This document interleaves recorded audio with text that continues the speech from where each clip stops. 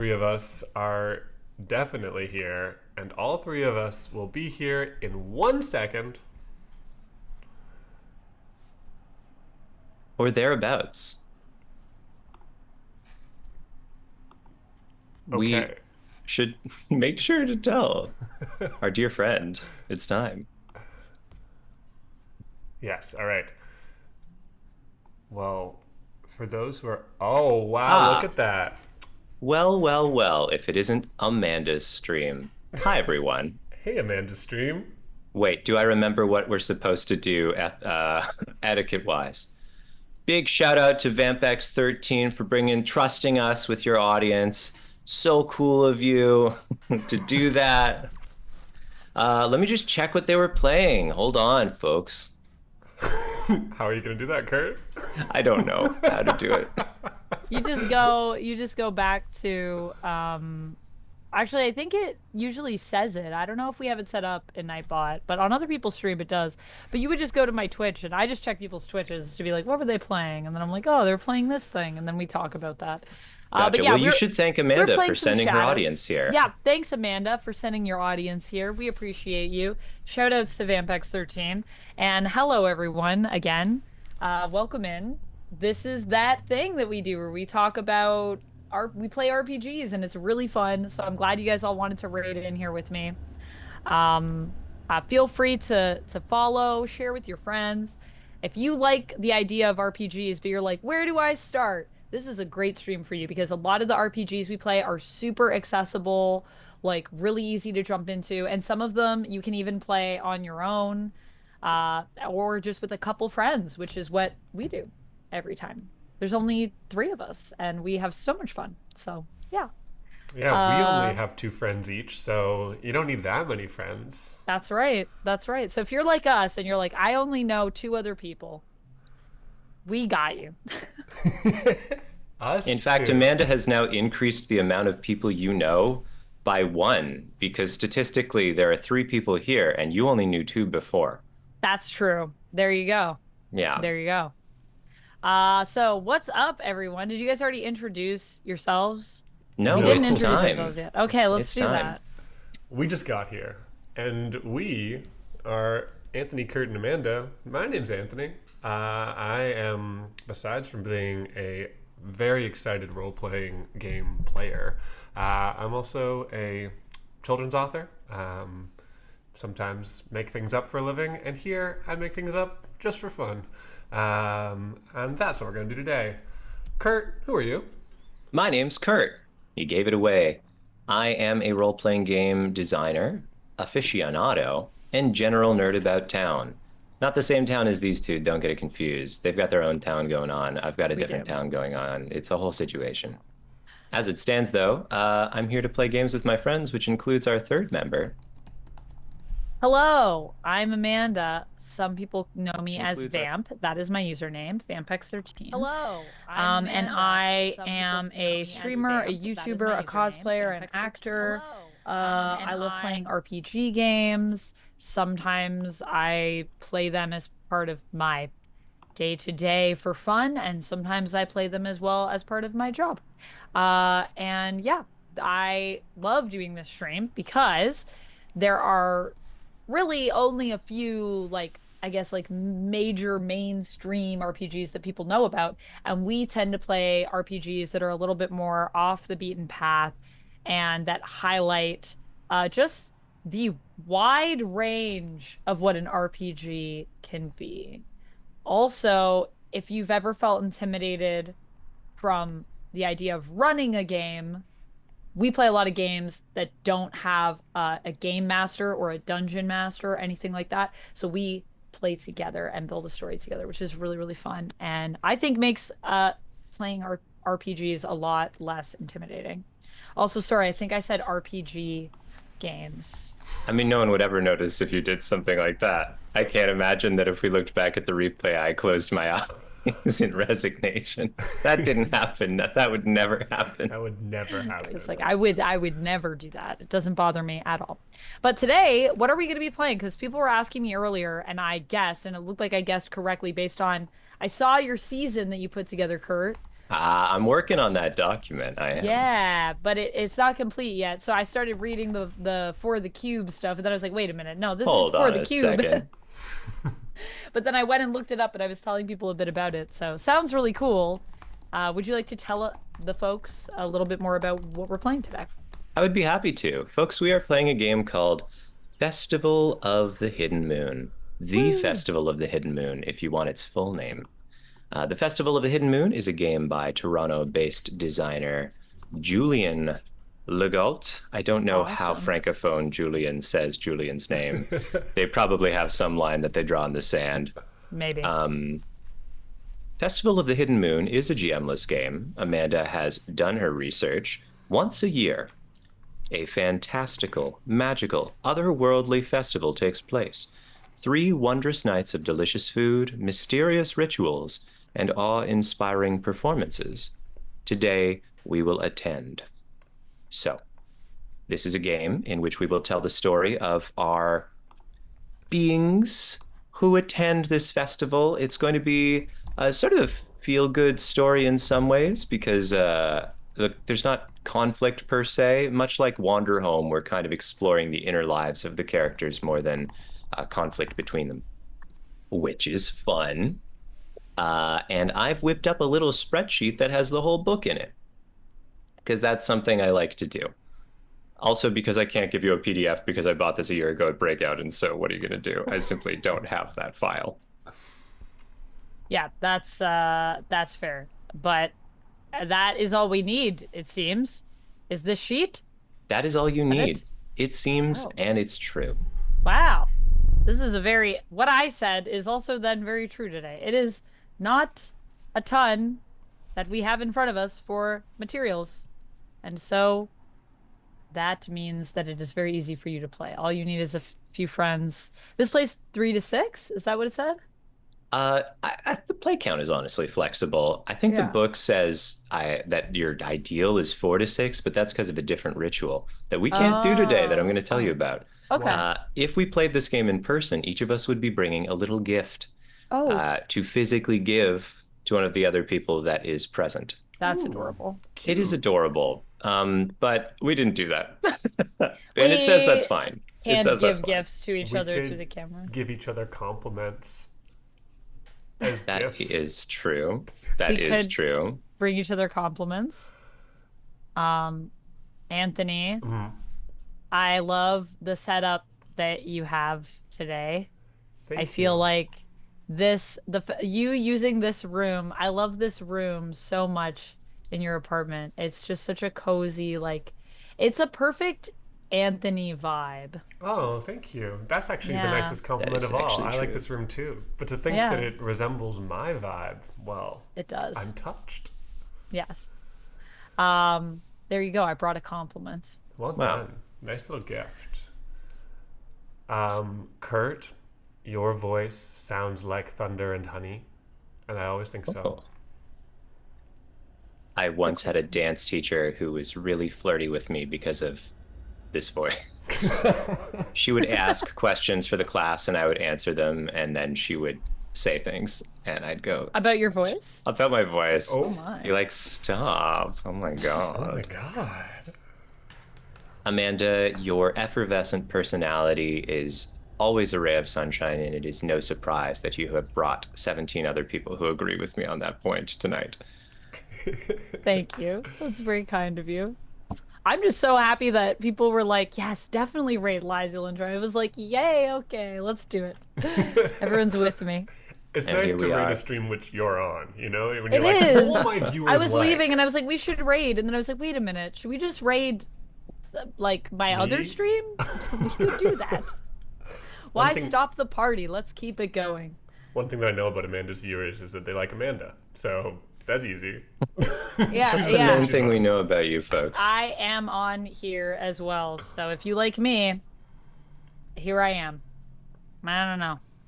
Less assassinating in this one though. I would think. I'd hope at the Wait, the what were you festival. playing? Right. Sorry. Assassin's Creed Shadows. Okay, yeah, there's some assassination. That's true. Yeah, I was That one hiding makes in the sense. grass. I was crawling around. It was pretty fun. That is fun. We could crawl around in the grass at the Festival of the Hidden Moon, though. That might be allowed. Maybe. Maybe I can do that part. I mean, you probably could if you wanted to. I really Would we want. like to play? Let's I do would it. love to play. Well, then let's let's- heckin' start. Should All we right. read the little intro? Sure, let's go digital clockwise, Anthony, Amanda, Kurt. Why don't you begin, Anthony? Okay. The Festival of the Hidden Moon. Once a year, a fantastical, magical, otherworldly festival takes place. 3 wondrous nights of delicious food, mysterious rituals, and awe-inspiring performances.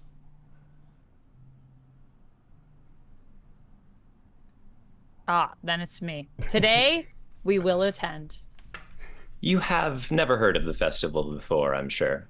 It exists beyond the wildest imaginations of most mortals. It is a place of wonder, magic, and paradox. It is an experience attendees never forget. The festival attracts denizens from across the Magisphere. Warlocks, witches, demons, fae, and the occasional mortal interloper. Anyone can attend, but they may do so only once in their lifetime. Somehow, everyone attends at the precise moment they were meant to. Given some Goblin Market vibes. That's what Anthony said. The festival is far away in an obscure, dangerous, or sometimes impossible location. It is never in the same place twice. Traveling to the festival is no easy task, but it's always worth the trip. The festival is held once per year, but a year is very different depending on where you are from, so its timing can vary greatly for each individual. No one is sure who runs the festival. The festival is a time of peace, companionship, and healing. Feuds, quarrels, and grudges are left behind. A magical hex prevents violent thoughts from being acted on in any way. Welcome to the Festival of the Hidden Moon. All right. Here we are. So there's no assassinating for sure then. That sounds pretty violent. It's So, pretty none of that. explicit that there's no assassinating. No Precisely assassinating 0. allowed. If you were here for assassination, I'm so sorry. I'm Oh, sorry, no. that's not happening today. We are glad that you got your kicks in advance, though. It's nice that you did. got to get your assassinating. I did. I'm happy that I was able to do some assassinating today. It's always a fun pastime, you know? I don't like this. This is not good.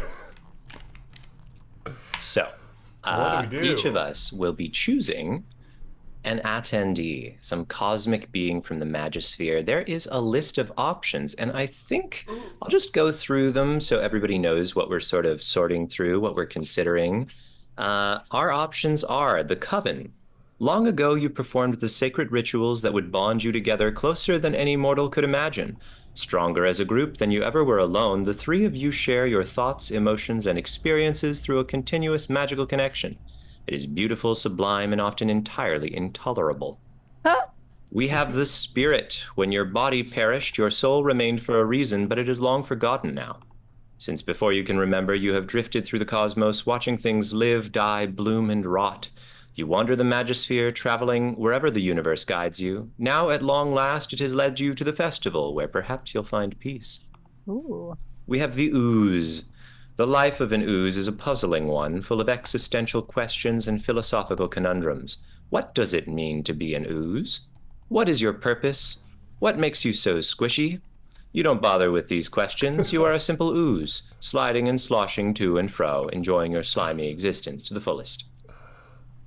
We have the demon. Yours is a life full of fire and brimstone, agony and pain surround you, but you know there must be more to life than torturing souls. You have heard the cosmos is beautiful, terrifying, and vast, and you must see it for yourself. You have decided to do the unthinkable. You have submitted a request for time off. Ooh. Almost done here. We have the Fae. The hidden courts of the Fae are beautiful, wild, and enchanting. As a noble courtier, you reflect that in everything. Your stunning visage, your graceful stride, your powerful voice. But the sweet nectars of home have become boring. You crave novelty. You crave excitement. You crave the unknown wonders of the festival. And finally, we have the Mortal. Once in a while, an invitation falls into the wrong hands, slipping between dimensions, and is found by the lowly mortal. Most ignore it, writing it off as a joke or a scam, but you are determined. It wasn't easy, but you've crafted a disguise and are ready to take the journey of a lifetime. Everything will be fine as long as you don't get caught. Ooh, mortals aren't Ooh, allowed. Interesting. interesting. Okay. So we pick one for each of us. That's right. And you have a little drop down if you've forgotten what they are. Simply select it. Hmm.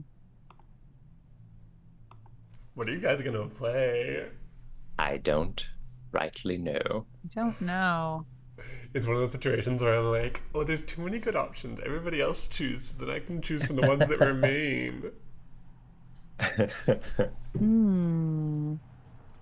Also, I often have like feelings about like when we're in a game like this where there's like a set of options to choose from. I have like a few that I'm like really want to see played, but if you play them, it's as joyful as if I play them. So that's completely satisfies my desires.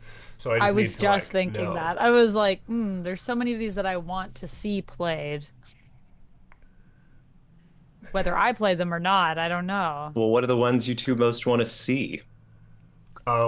I want to see Immortal. I think sounds Same, fun. same. Um, and then the like list is like some combination of spirit, demon, fae, perhaps.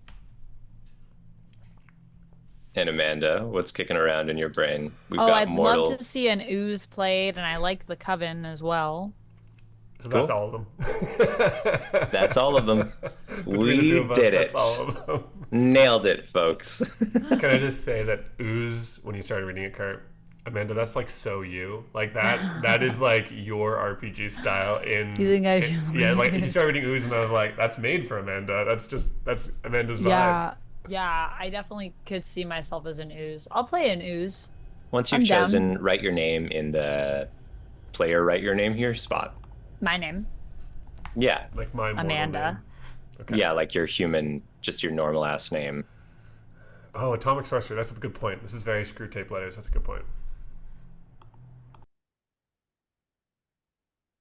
And because you both wanted it, I'll be the mortal. What?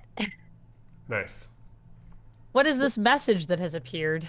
What? What are you talking Amanda, I about? knew you would pick the ooze. I knew it so deep in my soul that I've coded a piece of this spreadsheet to tease you for it. Oh my Yes, it's god. possible that you were just browsing this and this message happened to appear, and yet. I would like the That's record to show that crazy. Anthony was the one that said, I heard ooze and thought Amanda should play ooze, and I said, I could be an ooze. I'm down with this. It's not Let the mine. record state I didn't know that Anthony would be the ooze bringer on behalf of Amanda. But what this That also never means occurred is to that me. you read the ooze and you were like, Amanda will probably pick this. And Anthony heard the ooze read and thought, Amanda should pick this. That Yeah. would be fun. And I listened to the ooze and thought, that's a character I would play. So Kurt's not wrong here, is what we're saying. Not wrong at all. We're all on the same page. This is an Amanda character. 150% correct. Wow. Good prediction. Thank Well done. you. I was proud of the formula that made that happen because it had to know that your name and the ooze were picked, and you could have picked any column. Who Do knows? And note, I mean, it only appears once my name is in. So the good news too is that even when I was browsing, I didn't see it. You only see it once you enter your name, which I did after I selected my character. So true. it was a very funny pop-up. Oh, the Google Sheets. Note how Kurt was like, you can write your name in there, Amanda, now that you've chosen. He was My setting name? you up. Yes, your name. See Look, what happens. look. If it was going to happen, it might as well happen. Might as well happen. All right. All right. So, nobody comes to the festival without a gift. Nobody comes without a burden that they carry as well. These ones we're not going to be plucking from a list. We're going to have to think of them with our creative hearts. Guys, should I play the spirit or the demon? I didn't actually make a choice over here. Oh, I thought you had. If you hadn't chosen, you're also welcome to mortal if you were like, but Anthony could be immortal. I could do it. I'm Anthony. I certainly could. I was about to go demon, but I was already like so Oh angsty yeah, last you were week, pretty combative. Yeah. I feel like I should play a different archetype. Yeah, spirit. Spirit sounds good. Sounds fun to me. Great. Okay, so gift and burden. I will check if there's any further guidance, but I think it's pretty light on what this could be. Uh, each attendee needs to bring something they are. Each attendee needs something they are bringing with them that they must part ways with.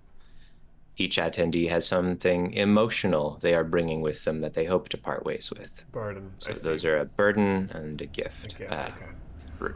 Reverse Or that. other way around. Okay. Gift Okay. and burden. Okay. What is my name? Oh, also you Amanda. could have a name for your character. Right, yes, I've given us a spot because I think that makes sense. We might want names. We might want Shmoo. names. My name is Shmoo. Schmidooze. Good. Shmoo the Ooze. Yeah. There we go. Great. Can't do better than that. I might as well back it up. I should have a really normal mortal name, right? I should, like, that's the idea. I'm a mortal, so my name should be like, Jessica. Right. But you are a mortal who kind of wanted this invitation and found a way to act on it. Not that Jessica's can't. I'm sorry. I don't know why I'm profiling Jessica's, but, Yeah. I think, you know what? I'm going to go with Ethan. Ethan feels very mundane. Sorry to all the Ethans out there. all my Ethans in chat. I think Ethan knows that he needs to bring a gift, and he's going to bring something he's crocheted. No, you know what? Needle felted, because it feels more magical to Ethan. Needle felted artwork of the sea. Is it concerning if I bring a homemade Jello cake? I Jell-O think that's cookie. great. Okay. Okay, nice. Look, You guys aren't gonna think it's made of me, are you? well, who's to say? But Oh. look, if you say it's not, I'll believe you. People Okay. make meat. Humans are made of meat. You know, you This could is bring a true. pot roast to a party and people aren't going to be like, is that you? Actually, Is that you? that you. Only if you have a really big bandage on your butt when you show up. And you're like, Hey, is that you? oh, ooh. Hey, don't look at this Jello cake. That's my ass name. And through the whole party, you're like, man, money is tight. I can't afford any groceries. Have you seen the cost of meat with these tariffs? Oh. Ugh, I gotta sell my own butt. But not in the usual way. A different sort of way. Not like that. Yeah, not like that. My Get your spirit minds out of the name gutter. is Petros of the Red River. Hell 'Cause yeah. Petros comes from another time and place. Who knows? Petros only knows where they've been. Yeah. Oh, did you just mute, Amanda's not Amanda? talking to us. Oh, Amanda's setting lights. Oh, I see. Yeah, I guess that's an oozy sort of color. Yeah, that's good. That's good. What kind of gifts do spirits bring? I'm thinking memories or Maybe like a spirit, like a poltergeist ooze based cake. We won't think it's made of you. I'm gonna stay away from baked goods. I think Amanda's got that sort of thing covered. Unlock? Yeah. Yeah.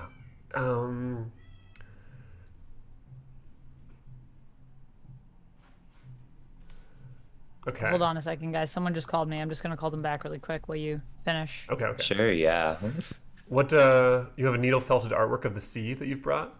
Yeah, I can't decide if Ethan made it or liked it. I think there's almost something to be said for it not being made by Ethan. Ethan was just like, hey, this is a beautiful artisan craft, okay? Right. This is something cool humans do. Yeah. What's like something good that like carries something, Kurt? Like I'm thinking like a chest, but like chest seems too basic, so I want something of that type. I think What's maybe an it's enclosure? a delivery thing. So I'm just gonna check really quick just to make sure it's good. I'll be Sure. right back. Getting Give me delivered. 2 Yeah, seconds. get out of here. Cool. Sorry, you were I saying a want chest? I want like an enclosure. I want like a capsule, a container of some sort. I don't want a chest because it feels too basic, but I'm like, maybe like a wax sealed pot. Cool. And things aren't in it. It's just sort of like you can store things in it. Ah, no, no, no. There is something inside. So it's like a wax sealed pottery urn, and when you get close to it, you can hear whispers, and you feel very sad. Oh, what a gift. Maybe you shouldn't feel very sad. Maybe Here's that's a the bad special gift. gift. Maybe you should feel very happy. Yes. I like to imagine. I know you're waving to a roommate, but it would be fun if you were waving to a cat. Hello, cat. Yes. Yes, yes. The cat Yes, goes, I love a "Meow." cat. Yes. That's true. Cat does go meow. That's our fourth grade lesson for the day. Cat goes meow. Rapala mentions maple syrup. Maybe that jar just be filled with whispers of syrup. Whispers and very sad syrup. Right. Well, my burden that I carry is maple syrup because you just walk like molasses through it. That's not true. I'm just playing Please, around, Kurt, folks. no. The thing about being on Lives You'll Enjoy is that we kind of don't have to vamp as much when Amanda's not here because, It's it's our not thing just like too. two awkward people on Amanda's stream. Yeah. It's two awkward people on their own stream that's What co-led by Amanda. is arguably worse. We're awkward and it's our stream. I mean, come on, figure it out, guys. You got a fair point. You got a fair point. Atomic Sorcery, are you from the 50s? Is that where you're from? A place where they sneak vegetables in the jello. That does sound like the 50s. Or Wisconsin, maybe? Wisconsin? Is Is Wisconsin that something the they do 50s? over in Wisconsin? There's cheese there, I'm told. It's like Yeah. Quebec, but the wrong language, Ah, yes.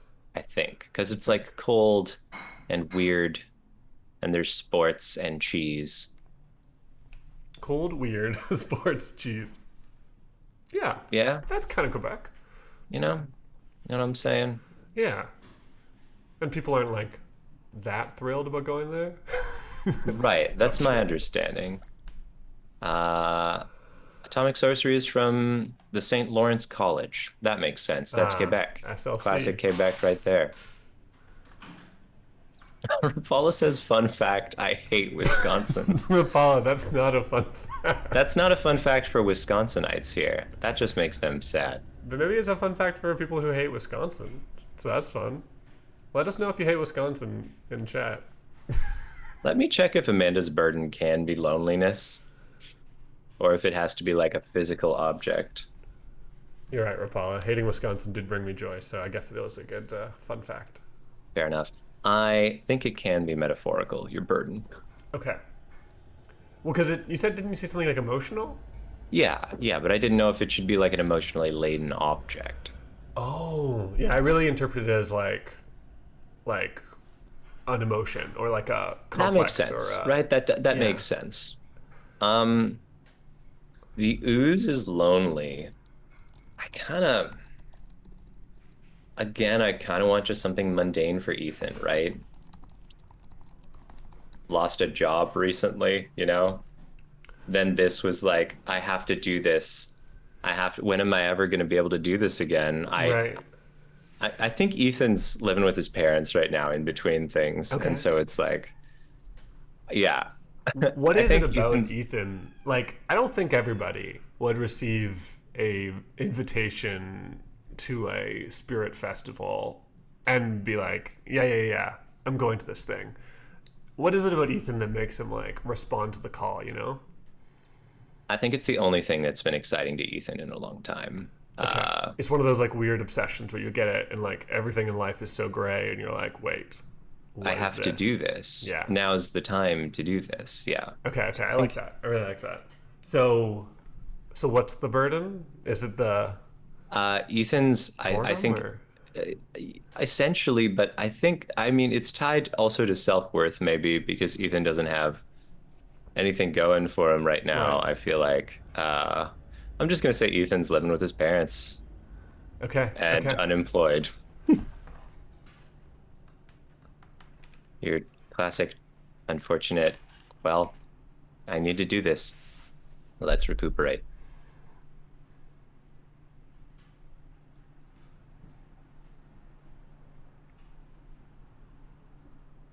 Burdens for spirits are so easy to think about, kind of overplayed in some ways, because it's like, unfinished business. That's like what spirits kind of seem like they're always about. Sure. Um, so like, in some ways, I feel like, oh, it should be about, you know, I never told my daughter I loved her or something like that. Um, in some ways, it's just not sparking for me. But I can go with that. Um, it feels like there's something better out there. You can sit on it if you want for a little while and we can keep going because there's more to say, right? Right. Also, welcome back, Amanda. Did you get delivery? Were your dreams coming true? No, there was no one there. So I don't know what that was. But when I called the number back, it was like some kind of, I think it was like some kind of shipping company. So I just thought maybe it was someone that had a thing and was trying to deliver something. But then there was no one out there. I didn't see any packages or Don't anything. love that. Don't love that at So all. maybe not. Maybe wrong number. Maybe scam. Who knows? Hmm. I don't know. Did they leave a message? Because they called Maybe I me. accidentally sent my 250 envelopes to you that Oh, I've been Oh impatiently that's waiting no. for probably all it. week.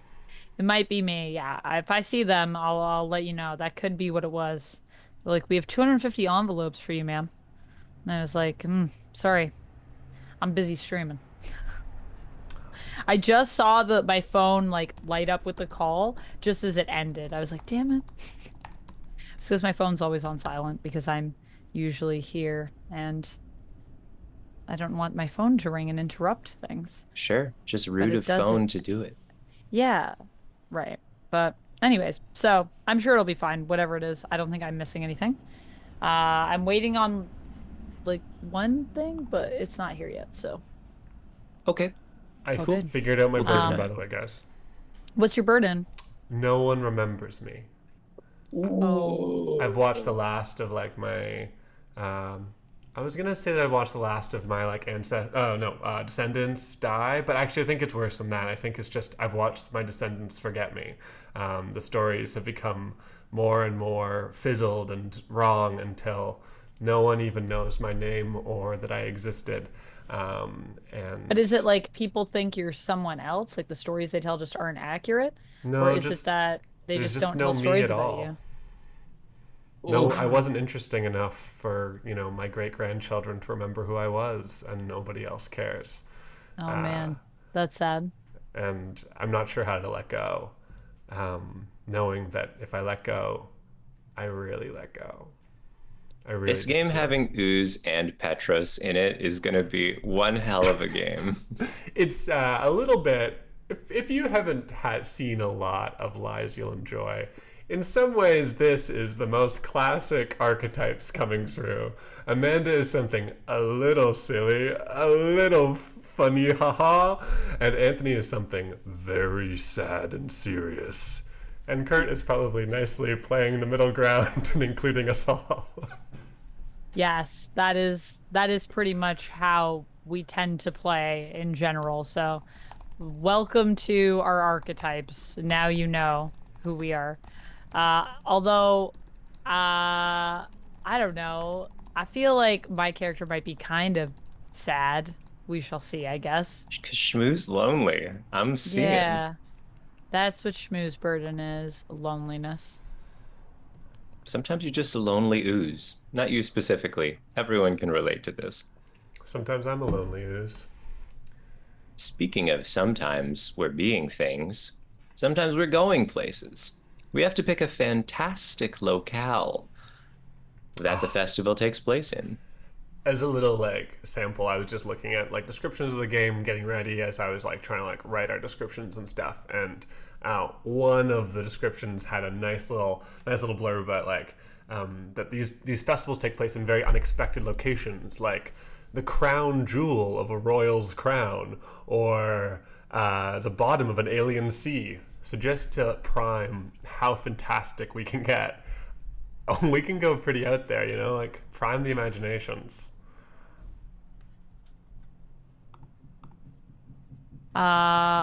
Okay.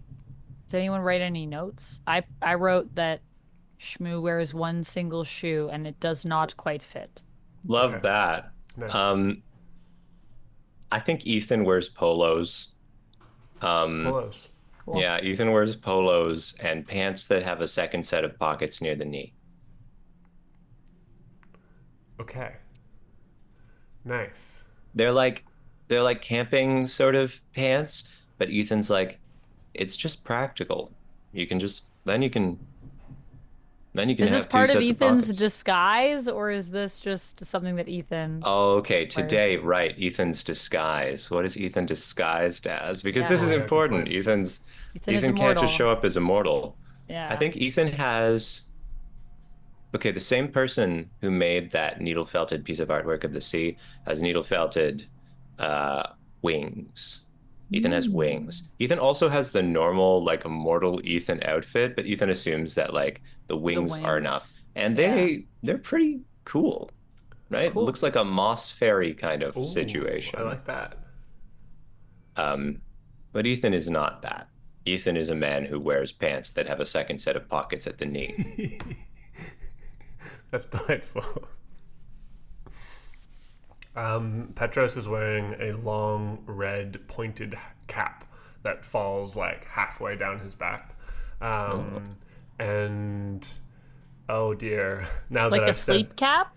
yeah, it looked a lot like a Okay. sleep cap. And now that I've said that, Petros is also wearing a full nightgown. I guess it's the only choice.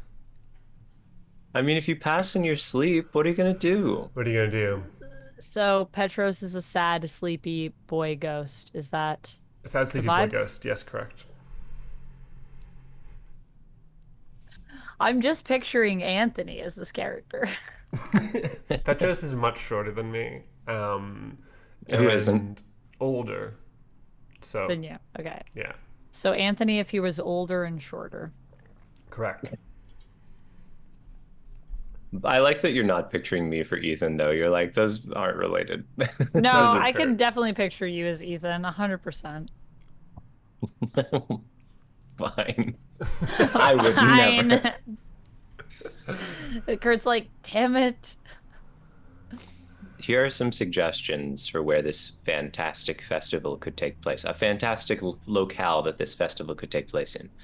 At the bottom of the ocean, along the event horizon of a black hole, in the diamond crown worn by an obscure noble, in a castle made of clouds and starlight, in an endless, paradoxical, labyrinthine mansion, at the center of a dying star, within the dream of a 5-year-old human child, in the stomach of a giant monster. But it Wow, could be anywhere. that's sick. We- What I about like. the eyebrow of a massive titan? Oh.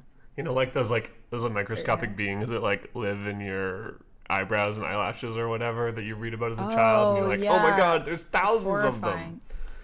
We Like can on be those. some distant gas giant lives this enormous gargantuan life form, and we're in its like we're Just just in like its somewhere eyebrow. around here. Yeah. Got its own gravity. I like Zone that. gravity. I like the idea of the labyrinthine mansion. I like being in a Ooh. monster stomach.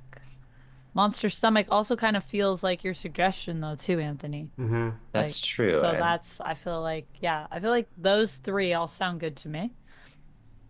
I think can this like maybe we do have the like giant figure, but then there's sort of like labyrinthine aspects. I want to think of geometric patterns form across. Maybe this creature has a carapace or something, and instead of being in an eyebrow, where there's sort of like formations that make this almost labyrinthine What? Like we're in maze. its ear?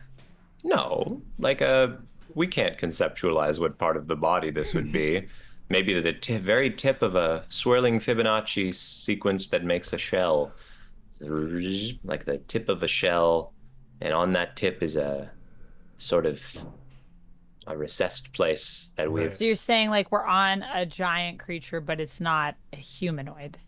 right. Got you. Yes. But Okay. counterpoint, what if we were in a fingerprint? Because a fingerprint's kind of like a Ooh, labyrinthine Ooh, done. thing. That's it, that is right? good. In a That's it. fingerprint? We tied Wow. it together.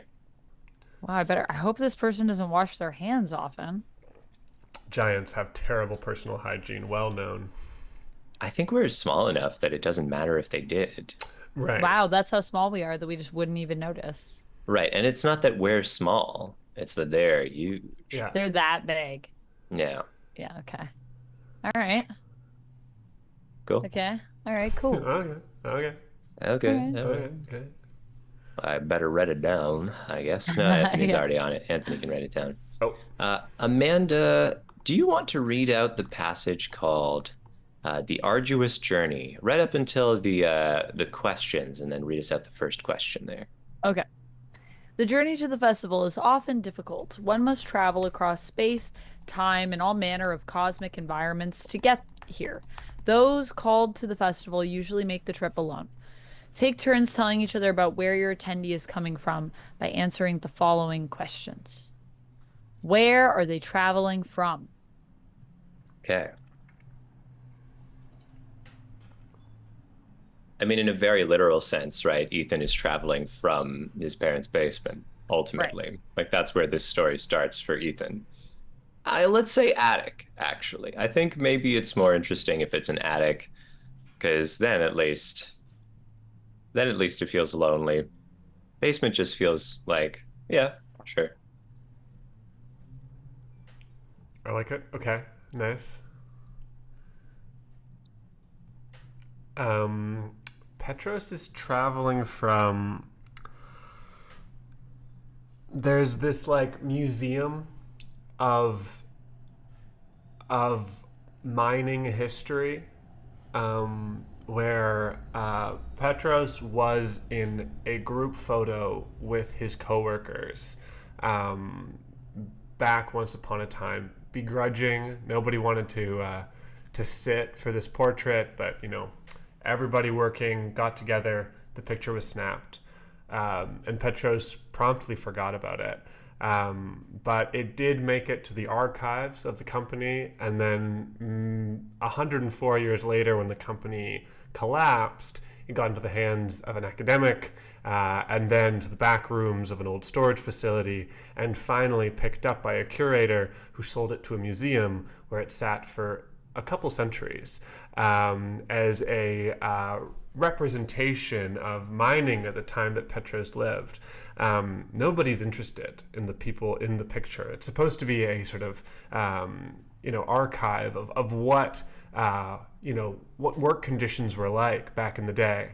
However, it also happens to be the only last remaining shred of evidence that Petros ever existed. Ooh. And so Petros haunts this museum. Guys, do you think that something should have happened to the museum, or is the picture still there? I think the I think picture it's is still still there. there. Yeah. Still Yeah. there? Okay. But the museum has recently flooded. And there is now a wrinkle and a sickening watermark that has smudged Up into it. all but one half of Petros's face. Gotcha. Dang. Does Rough. that also, do we see Ooh. that? That's so good, Kurt. Yeah. When you look at Petros, it's like a little hard to concentrate exactly on it, but there is sort of a watermark, a blurriness, constantly shifting on the right side of his face. You just feel like your eyes can't focus. Yeah. Kind of blinking it away. Fun. Shmoo Okay. is coming from the spa. Yeah. Ooze Yeah. spa? The spa. Now, what treatment does an ooze get at the I spa? want to know. Oh, they were in the steam room to get rehydrated. Okay. Oh, that's great. Yeah. With oozes sometimes You don't want to dry out. dry out. It's not great for the ooze. It's like affects your appearance. And because they were coming to the festival, they wanted to look their best. Yep. That's very sweet. So That They is very sweet. In fact, you're the only normal being coming here in many senses. Ethan's like, it's going to be life-changing. I have to do this. And Shmoo's like, this is a party. I should look good at the party. I can't wait. I brought snacks with my friends. Who are they saying goodbye to is the next question.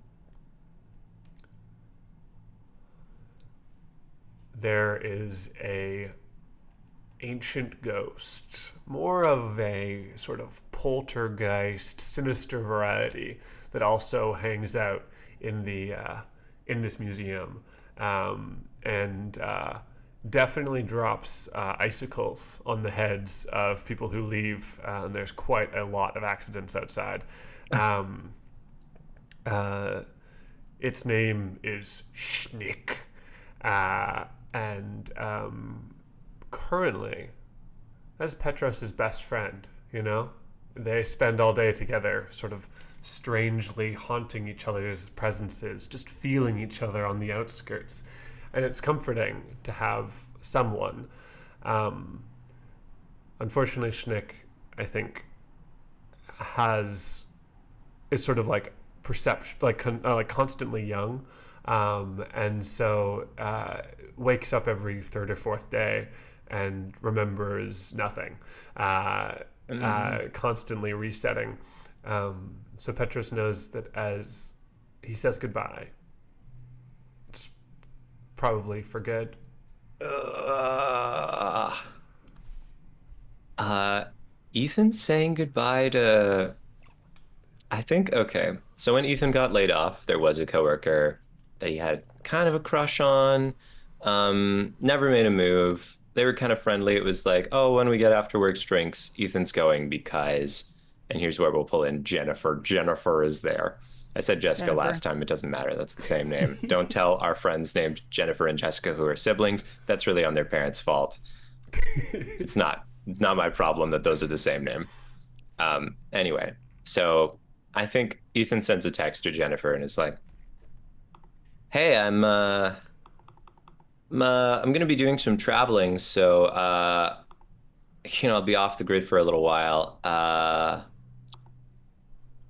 And then Ethan's like looking at his phone and he's like, oh, "There's no reason. There's no. I have like she's not gonna text me, so I can't be like, oh, don't worry." And so then he just ends it with, "I hope you're well." Sends it. Doesn't say goodbye to his parents, I think. Ethan's not even sure if fairy magic has like a passage of time. Ethan imagines this is a fairy thing. Okay, that's how Ethan is conceptualizing this. He's got the wings. Yeah. It's not a fairy thing, really. No, there's some But fairies, but they probably but in don't look the Ethan's way he mind, thinks. right, yeah. Ethan's like, and there'll probably be like unicorns and stuff as well.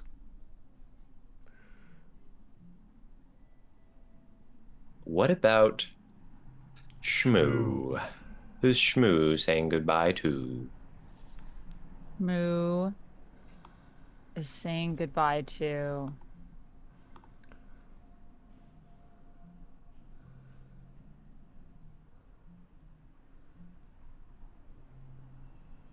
their old self. What's going on with Shmoo? Moo is entering an evolutionary phase Oh, in their life, and they are saying goodbye to, yeah, their former self from their previous phase of life. They're evolving and becoming a new Shmoo. and is this like a literal thing for oozes that they like go through a molting process of some sort, or is this just an emotional, you know, self-development moment for Shmoo? Um, I think it is a rite of passage, but I don't know if there's a physical element to it. But it Okay. is a rite of passage for oozes that every 34 years they basically enter a new phase of existence where all of the molecules that make up the ooze have completely regenerated at this point. So they're technically a new being, but with the same consciousness carrying forward. But because of this, it is believed that oozes, in essence, become a new entity. And as a result, some of them do even take new names. Okay. Okay. So Shmoo's saying goodbye to a Shmoo. still existing previous iteration of themselves. Yes. With a different name or the same name? Has Shmoo not chosen a new name yet? I don't know yet. I don't know Okay. if Shmoo is the new name, the previous name, or if Shmoo is keeping their name. Okay. We'll have to find out more when we play. Fair enough. Okay. Fair enough. Fair enough. I do have one more question though, which is, Yes. were Shmoo and other Shmoo chill? Did they like hang out? Shmoo in their past Shmoo? Yeah. Did they like each other? Yeah. Strange question. Yes, I think Shmoo liked Shmoo, but at the same time, I think that they are content to say goodbye. I don't think they're trying to hold on. I think they're ready Gotcha. Gotcha. to move forward. But yeah, I mean, you don't really fully lose yourself when you say goodbye to yourself, you know? You are always you, but you are also becoming something else. Do Kurt and As an past ooze Kurt would say. get along? I think I misunderstood. I thought I thought there was some level of like splitting involved, Oh, yeah, and yeah. so Oh, Shmoo had changed, but I there mean, was there still might old be. Shmoo. I don't know. I don't know So- if there's a physical, like I said, I don't know if there's any physical representation of what this is like or if it is solely emotional, but I think it is primarily emotional, is what I would say. Okay. Sure, Yeah. that's not a problem. Now I'm with you. My question is so much stranger. I always love when I say things and then you guys are like, but wait, Amanda, how does this work? And I'm like, I don't know yet. We're about to find out someday. One day I'll have an answer to that question. I never think too far ahead when I answer these questions. I just think in the moment, what is this thing? And then I think of something and go, sure. As you must do. Sure. I Yeah, do sure. love that effectively Shmoo is the person Shmoo's saying goodbye to is like, bye high school self, I'm graduating. Thank you for your time. This was important for me. But I'm a new Melissa. I'm a new Shmoo. It's I'm been a new real. Shmoo. It's been good, but it hasn't been real good. Bye, Shmoo. Atomic says a Shmoo sounds like a bud. A Shmoo does sound like a bud. With their one shoe and their spa trips. I would hang out with Shmoo. Shmoo sounds pretty Yeah, Shmoo seems chill. nice. In a Yeah, sense, right we're all on. hanging out with Shmoo. We are about Tonight, to. we all get that gift. What are they bringing with them? Well, we already discussed our gifts. You mean like beyond that? Yeah. I think Shmoo is bringing a boombox. Yeah, I mean, that makes sense. What if the party doesn't have music? It's always good to be prepared. I feel And like I think they also Shmoo's- have a set of paper cups. Okay. That's good. That's nice. That's kind. Do they not like using public glassware? I feel like Shmoo was thinking like, what if, you know, I want to share a drink with someone, but then we don't have cups. I don't want them to feel pressured to like drink out of the same container as me as we Okay. will have just met. And so Right. they brought cups so that Huh. it would be easier for them to share beverages with potential Is there- acquaintances or friends that they may meet Is there or some make. stigma about ooze, like cup sharing? Do Yeah, you I use some think there is. residue? I think there is. I think Shmoo is very aware of the fact that a lot of people feel like to share a drink with an ooze is kind of gross. And I think that they're aware of that. And while obviously I think they are very aware of their hygiene and have very good hygiene as an ooze, they just don't want it to be a deterrent for anyone who they might want to hang out with. They don't want to give people a reason to say no. Fair enough. Just trying to get out there, you know. Just trying to make Trying it to easier for schmooze. people to connect. Schmooze. Oh God, it was coming. It was always there. I didn't even think about that. I like the repulse says, I feel so sad for Shmoo. Shmoo is the most tragic character. The Look, spot Shmoo's just trying to do their best. Trying to meet some people. Yeah. I mean, I think it's always good to when you're going to meet new people to bring To bring snacks and be cups in a courteous. boombox. Yeah, totally. Yeah. Yeah. You gotta bring the party with you. Yeah, that's for sure. Ethan has brought things that Ethan imagines are important to like make the journey, Oh, not so much for like arriving at there. the As journey. far as Ethan's concerned, the party is an idea. But what Ethan is bringing is like what like, oh, I need to get through some tough terrain. So Ethan has like a rope. Ethan has a pocket that's filled with salt. Is Oh. salt for fairies? Ethan isn't sure, hasn't super got a handle on it. When you look up books about fairies, you get like Sarah J. Maas romantasy. You can't find solid information on fairies. That's books that are written with fiction in them. So Ethan has a pocket of salt and a rope. I think Ethan also has, I want to say like something you would bring camping, like a fire starter, maybe. Yeah, Ethan has some fire starter. Yeah, And that's in the third pocket. The fourth pocket has Ethan's phone, obviously. of course. Ethan didn't bring his keys because his parents don't lock the door when he leaves. It's a good detail. Did he bring like a portable battery, or is he like hoping the phone doesn't run out of juice? The phone was just like Ethan doesn't even know if it'll work in this environment. He's just like, hey, I mean, if I can take pictures, that'd be cool. And maybe Jennifer will text me back while I'm here, actually. I hope she does. I hope she does. I can't bring an ID because then the fairies might steal my name. Okay. Petros is bringing. Um, Petros has, as a spirit, the ability to capture moments in time as like tangible objects or entities that can follow him around. And so, floating as a softly pink orb about 2.5 feet behind him at all times is the memory of his granddaughter's birth. Ooh. Which he only watched from the other side of the veil, but it brought him great joy, and so he keeps that moment. Especially it was his first grandchild, and already he was concerned about who would remember him, and that seemed like a guarantee that there would be someone who would. So he takes that with him, as he always does. That's his daily carry.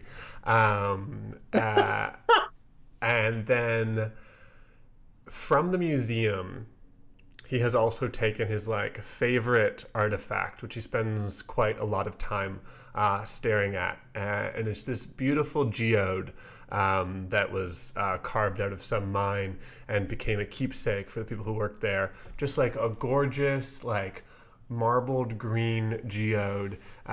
So like think like a kind of like shiny rock, and in the center of it is like embedded this like metal toy train that somehow sort of had found its way into the sediment, and then was later found, and so he's taken that with him. Cool. So now that we've all answered these questions, we will describe each attendee's journey. But interestingly, this time it's not you describing your character's journey. It's going to be the other people. Okay, cool. Okay. So our two questions are what part of their journey was the most difficult and what part of their journey was the most beautiful?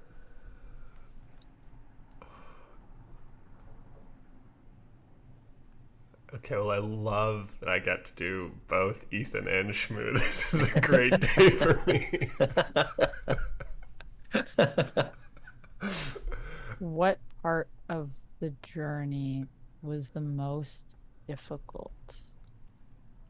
You haven't said, Kurt, like any practicalities about how Ethan thinks that he's going to be able to go to this journey, have you? On this journey, or like get to this place, have you? That's true, I haven't. Okay.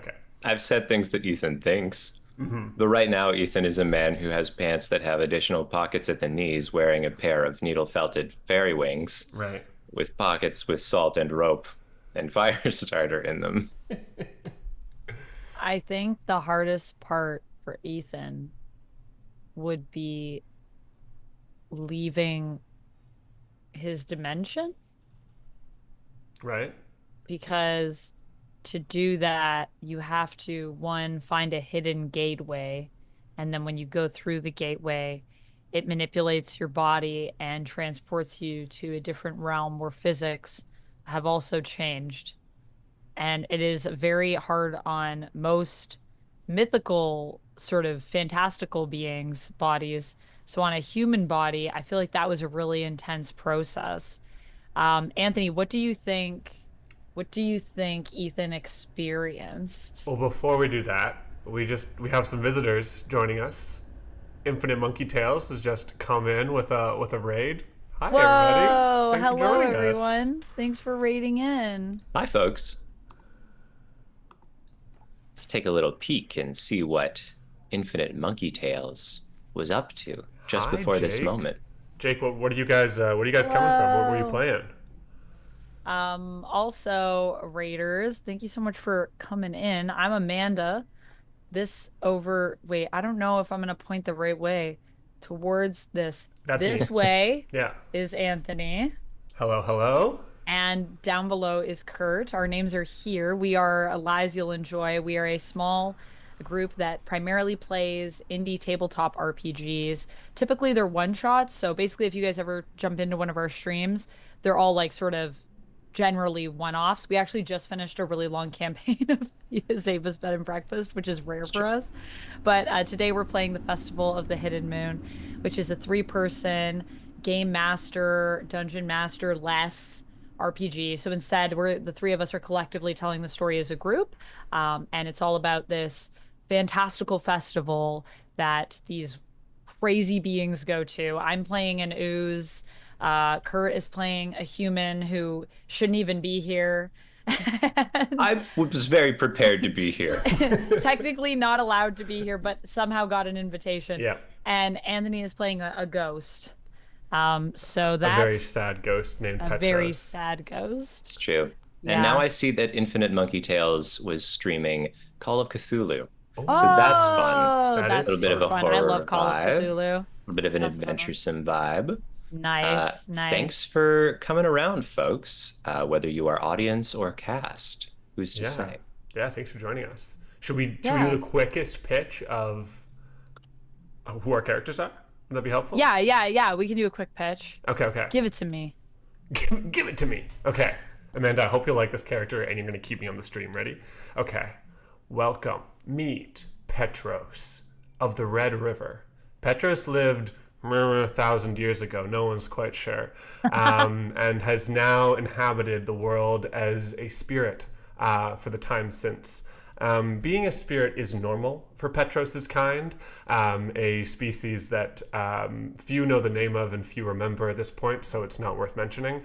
But Petros particularly has held on because Petros has been obsessed with being remembered from the moment that he passed through the mortal veil.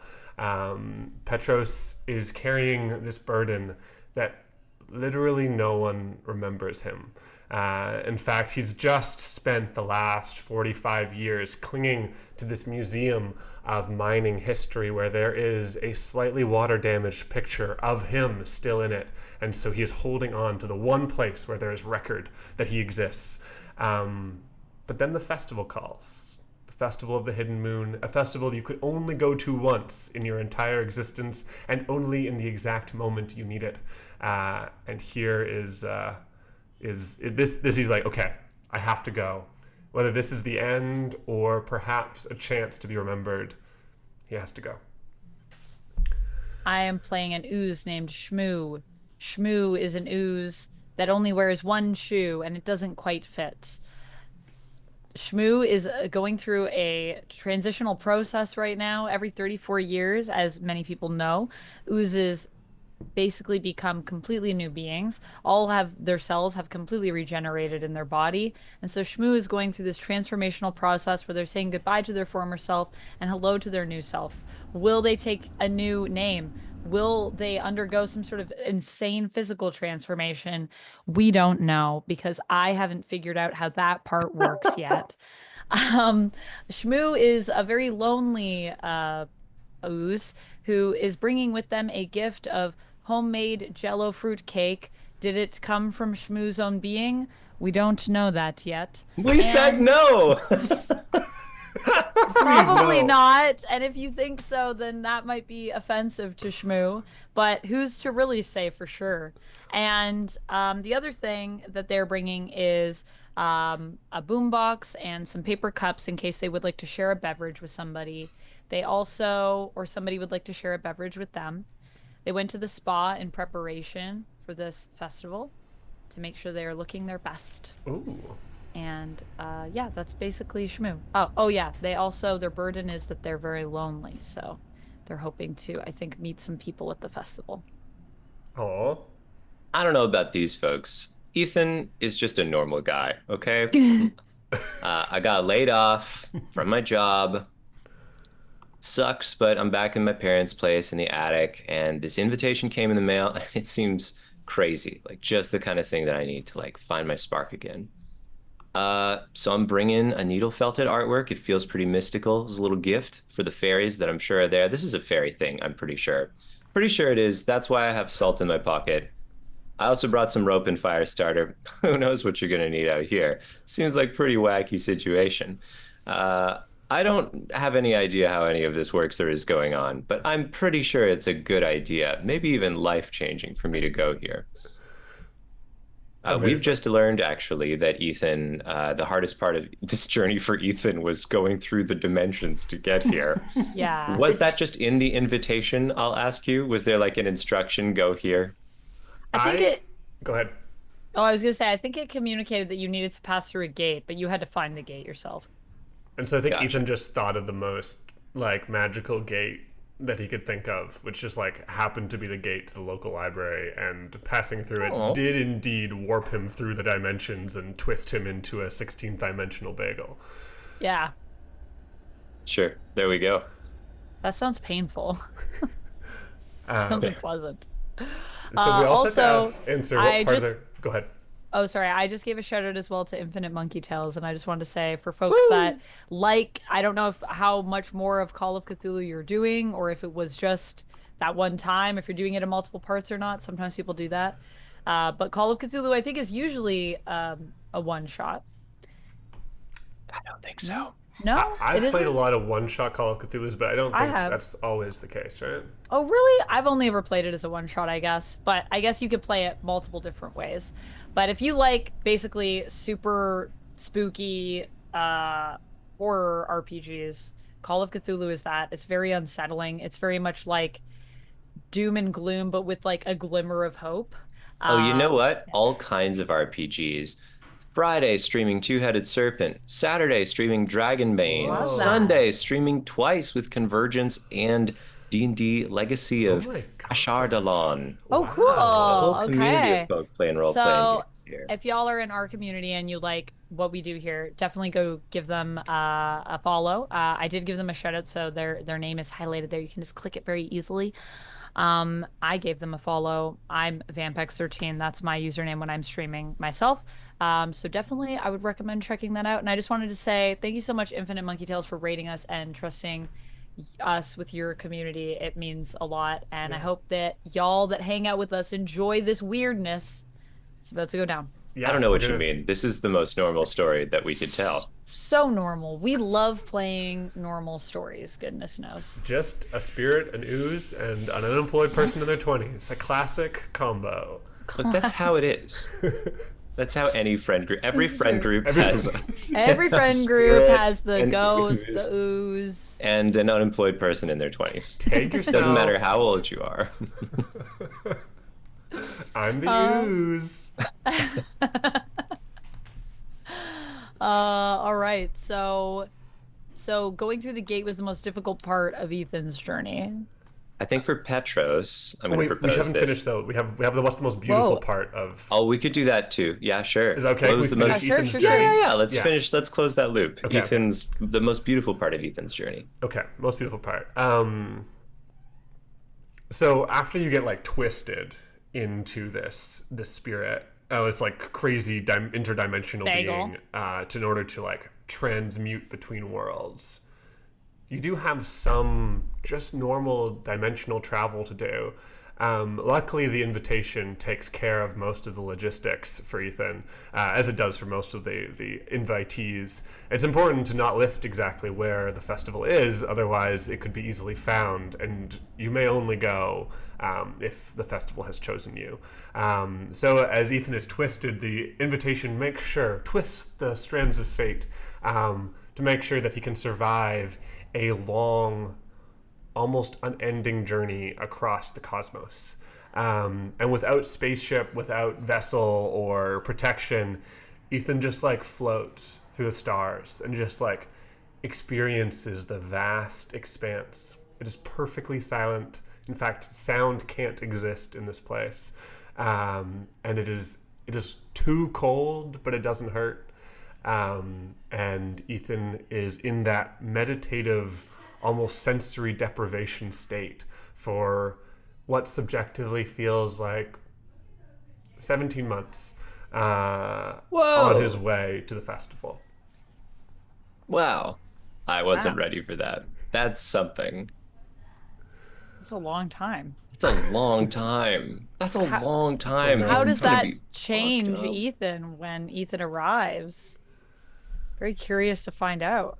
Yeah, perhaps we'll see that. The night of feasting, maybe. We'll see some of that. The next step of the game. Hmm. Okay, so that was me and Amanda describing Kurt's character's journey. So now we have to do the same thing for my character and Amanda's character. Yeah. Who's next? I had Kurt? Petros thoughts. Okay, I had nice. Petros Okay, thoughts. okay. I think the most difficult part of the journey for Petros might have been that granddaughter birth memory is not the only one that follows Petros most of the time, but it's the only one Petros could bring for this. Oh, okay. One of the few things that Petros remembers at all when Petros arrives here, I think. There's elements of Petros's life, glimpses of work, glimpses of particularly emotional moments, but like whatever cavalcade of memories would have followed behind Petros as they've limped along this plane, I think there's only the highlights now, little snippets, glimpses. And that was bad. That felt very bad, letting go of those, even temporarily. Oh boy. Is it temporary? I think Petros isn't sure. I mean, the interesting thing too about the festival of the moon, of the hidden moon, is that you only go once, right? So you don't really know. It's not like you've been there before. That's right. So it'd be a very scary process in that regard. Ooh, ooh, and not to take this mic too much, but I do have a proposal for Most Beautiful as well. Mm. Okay. The invitation was addressed to you. Oh, Yeah, Your name. someone name. knows me. a name that has never maybe been written down, and there it is. Um, and I think the whole journey, which is not a 17-month psychedelic trip like it was for Ethan, I think the whole journey is like you're looking at that, thinking about it. Something's here for me. For me. Yeah. I love I think that. maybe that's what anchored Petros as he walked and had to let go of all of this stuff, was just the reminder of like, I'm going because someone knows me. Mhm. So That- there's that going to makes be a lot of someone sense. there I can totally that see I that. can hold on to, that will remember me. Yeah. What did the invitation look like, do you think, Amanda, for Petros? I think the invitation was also interesting because it was written in Petros's favorite style of writing. It's like this very loopy cursive font that almost reminds Petros of the way that his mother used to write his name. like his mother's handwriting. It's not quite that, but it almost is that. And the stationery that it was on has a very familiar smell. I Mm, think it smells like the head of a newborn babe, Whoa. like Petrus's first child. Whoa. And so there is a familiarity to it that I think lit within Petros this belief that there is someone waiting for Petros at the festival. Maybe from the mortal world, maybe from the beyond that wants to connect. Cool. I cool. love that. Thank you guys. And now, of course, there's Shmoo. Okay. Hardest and most beautiful thing for Shmoo. The thing is that, like, for Shmoo, going to this festival is much more routine than it is for either of our other two characters. There's something that feels controllable, exciting, but not as bizarre or obscure or tearing Shmoo out of their environment. Um, like, I kind of want to say that, like, the hardest thing for Shmoo is that they're on in the middle seat on the flight for the whole time, which for an ooze is just an absolutely horrible experience because It's ooze is, embarrassing. You get yeah, on everybody. because you don't have a lot of control over, like, the extent of your physical form. It fluctuates at will, and so you're like, you just accidentally slime people who are sitting beside you, and that is just super embarrassing. Right. And you try to explain it to like the attendant. You're like, my form fluctuates. But like, it's not, they don't get it. They don't They get it. can't. Hey, look, the seat can't fluctuate, buddy. So I just, could you just try a little harder? I'm having a big day. It's not my fault. All right. Hey, no, I'm sorry, man. I understand. We've had slimes before. Sorry. Oozes? I'm an Oozes? Is that ooze. right? Yeah. All right. All right, no problem. Hey, Hey, thanks, you know man. what? It's fine. It's fine. You take your seat. You have a good ride. All right. Hey, Just thanks. take some wet naps. Yeah. Bring extra water. I need to stay hydrated. Uh, what part of their journey was most beautiful? I think I think maybe Shmoo wrote a little poem um while waiting for the while waiting for the transit to this place. I think uh I think it was one of those spur of the moment things. Shmoo's not a poet, doesn't consider themselves a poet, but had this moment like, oh, the light is really moving beautifully right now. There's something about what's in front of me. I just have to get it down. Um, and I think even after this, like if Shmoo's gonna remember that poem and have that, even if anything else doesn't come with him. Yeah, that's cool. I like that. And that's all of us. That's all of our journeys.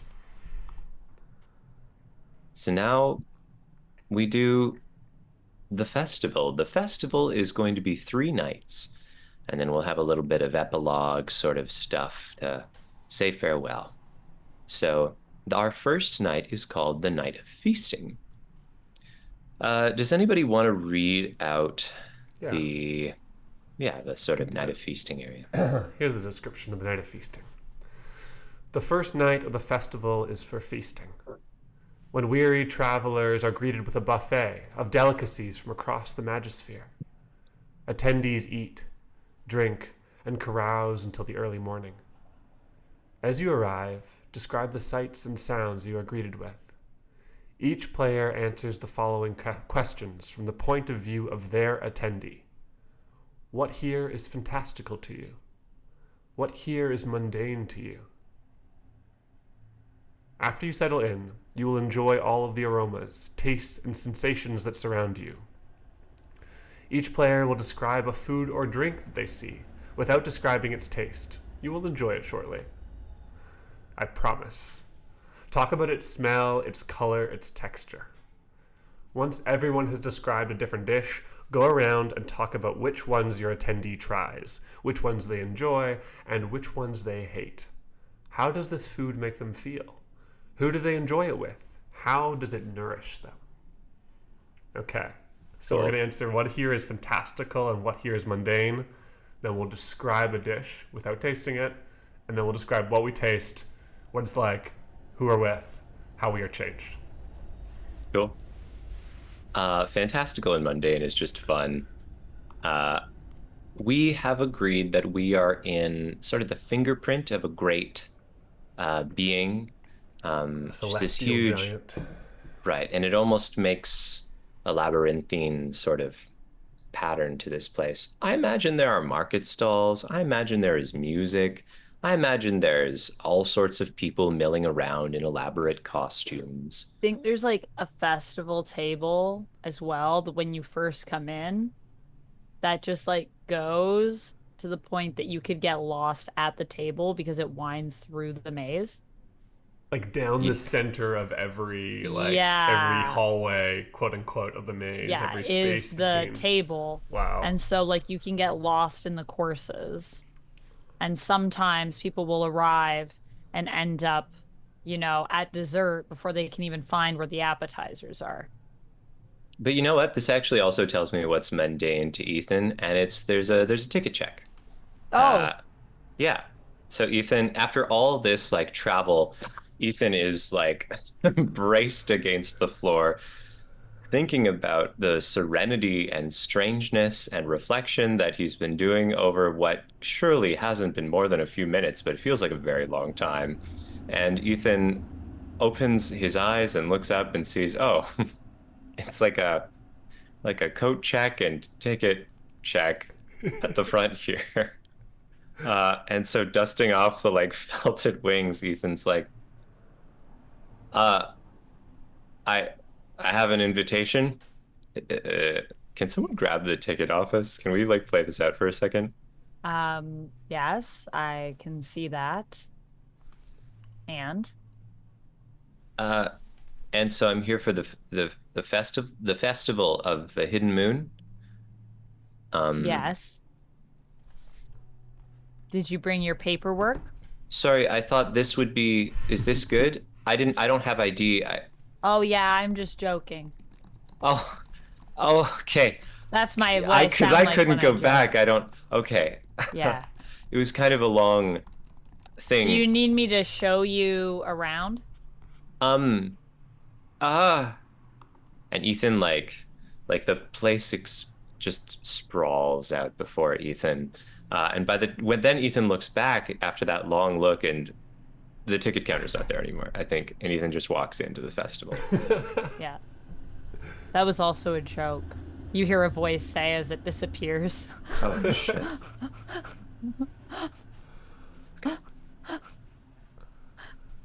Does Ethan still have the invitation after that? Or is it I gone? think yeah, but it's got a stamp on it now. It's like Oh, okay, great. yeah.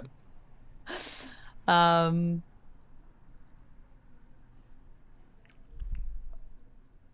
I think to Shmoo, somehow they end up at the pre-desserts, which are like smaller desserts than Oh, the big lavish ones. okay. And I think what's fantastical to them is there is a pudding there that has a texture that's like a rainbow. And when they close their eyes when they eat it, they can literally see a rainbow That's cool. unfolding in front of them. It tastes just like that. But Whoa. also it's got a unique We can't know texture. how things taste yet. You jumped the gun. Wow. We will Tastes describe like a food rainbow. and how it tastes later. But it is the night of feasting. And that is one of the fantastical things, so that makes sense. Mm-hmm. Yeah. True. What's mundane to Shmoo? Um, what's mundane to Shmoo?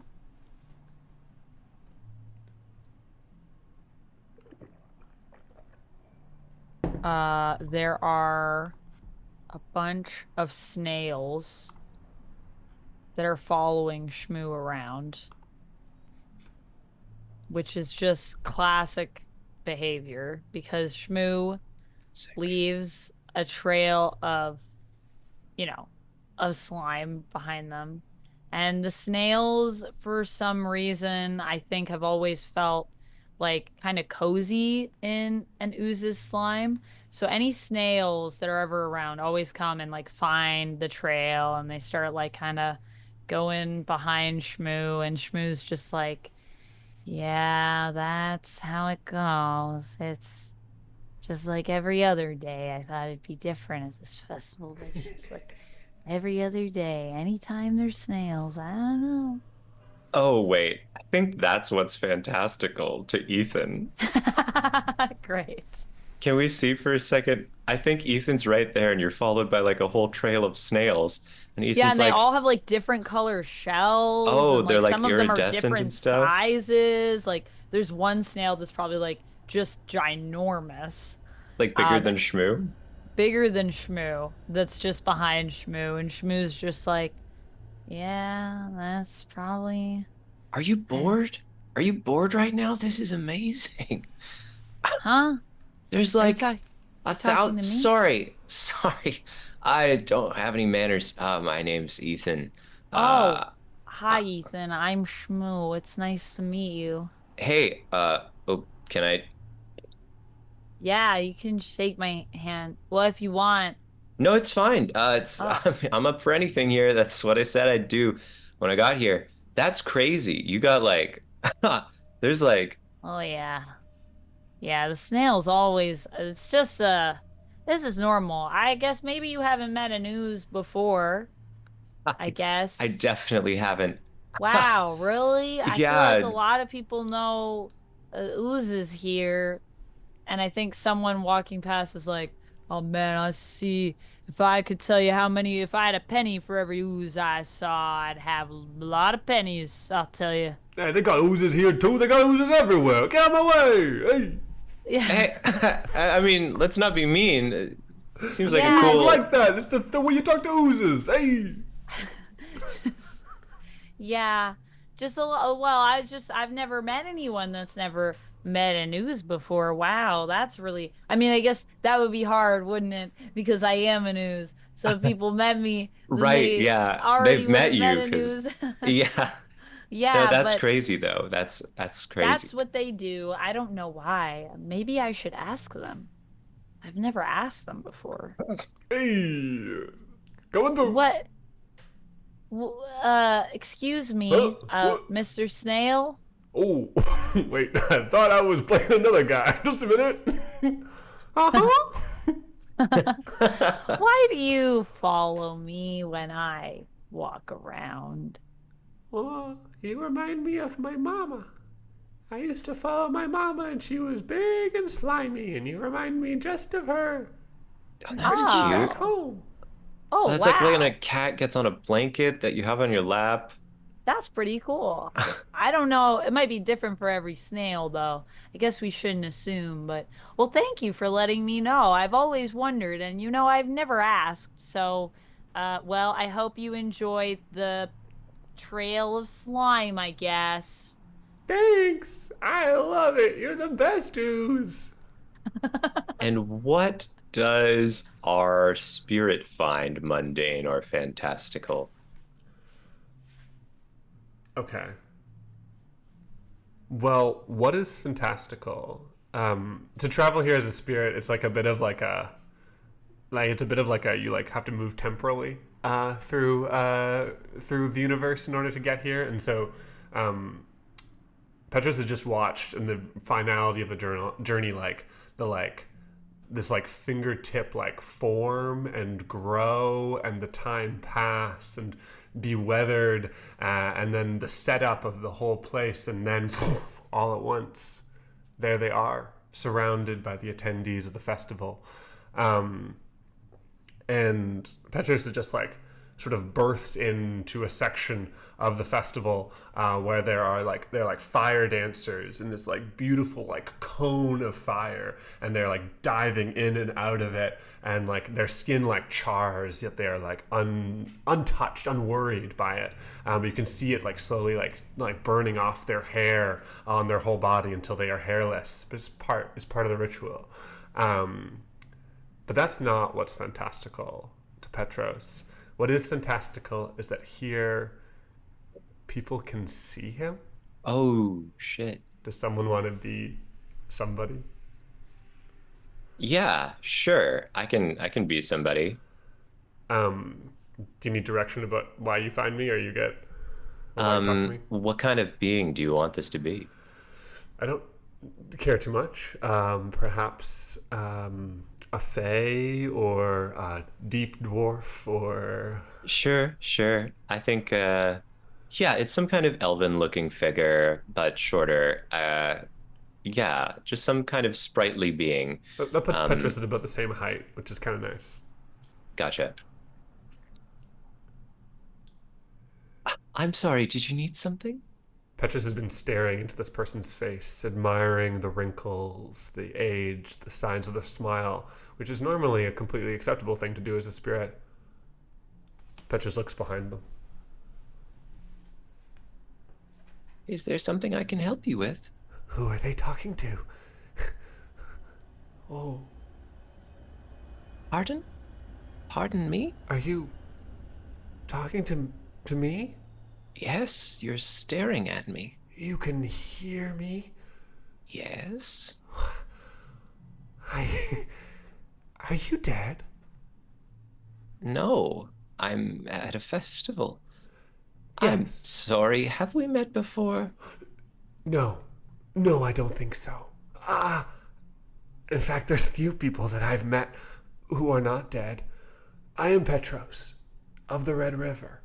A I come. spirit. You're a spirit. I understand now. Yes. Apologies, spirit. I didn't mean to. Pleasure to meet you. Has it been a long time? A long time. How do I look to you? Well, and I think the sprite maybe pulls out a pair of sort of half moon spectacles, um, and looks at you, says, "Well, you have a sort of dress on of sorts, a Yes. matching cap. It's quite a nice color. You have, sorry." And then the sprite sort of rubs their eyes.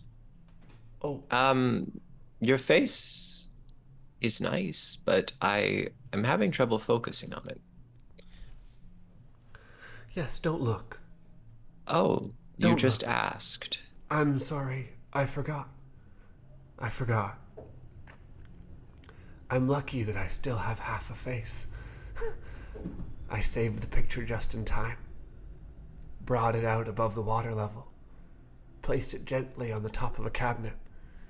There's not many times that I'm allowed to interact with the physical things. I choose my moments carefully. I am left tired for many weeks afterwards. I'm sorry. Am I noteworthy? I, um, I'm sorry, the sprite says, starting to get a little uncomfortable. I'm sorry. No, you're fine. You're fine. But it's the night of feasting, and Yes. you should feast. If Oh. it's so rare, then that's Yes. what you should do. Yes, yes, thank you, thank you. And I reach out and I grasp both of your hands and like hold them between mine. And it is solid, physical touch. Thank you. Thank you, kind soul. Certainly. Thank you for seeing me.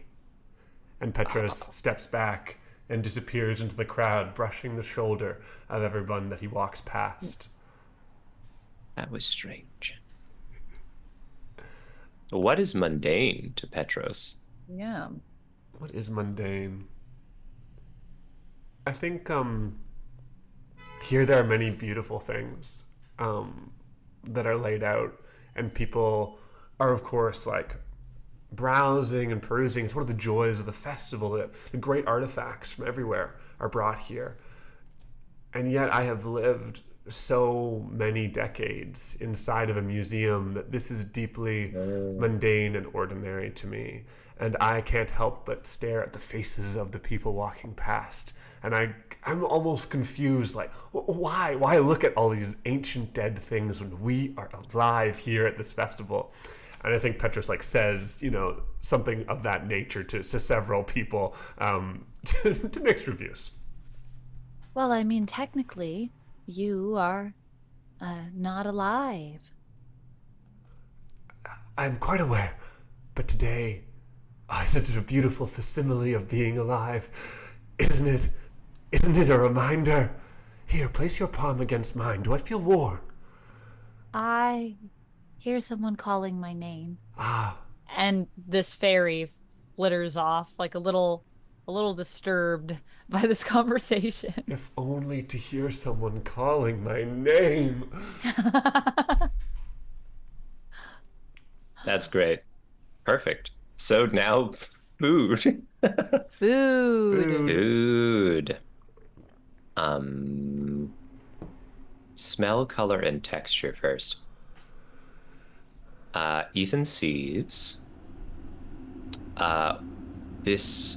I want to say it's almost like a punch bowl, but I think the substance in it looks almost like an oil slick from the patterns of rainbows diffusing across it. And it's so insubstantial. You place the ladle in, and it's sort of particles burst out like so much dust mote on a sunbeam. The scent of it, though, is rich, somehow savory and fruity at once. It has a strong and intoxicating aroma, in spite of its insubstantiality. That's very cool. I like that.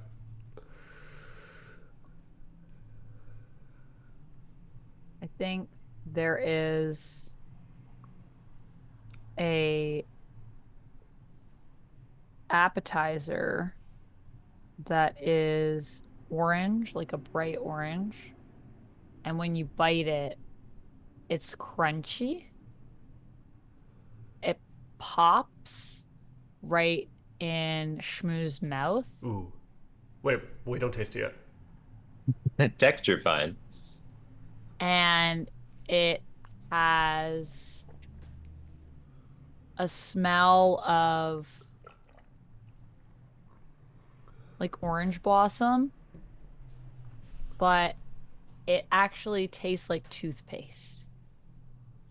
We got to taste. We can't stop Amanda. Amanda has to taste what? it. I can't. I don't taste it yet? No. You will enjoy it shortly, but this is just what we have it's available. Orange. It's bright orange. It kind of looks like it's got like a circle. Have you had, what are they called? Like a ho-ho? Yeah, like the small cake. Sure, thing. Yeah. Yeah, it's like that, but it's got like a salty floral scent to it. Gotcha. Okay, cool. And what does Petrus see?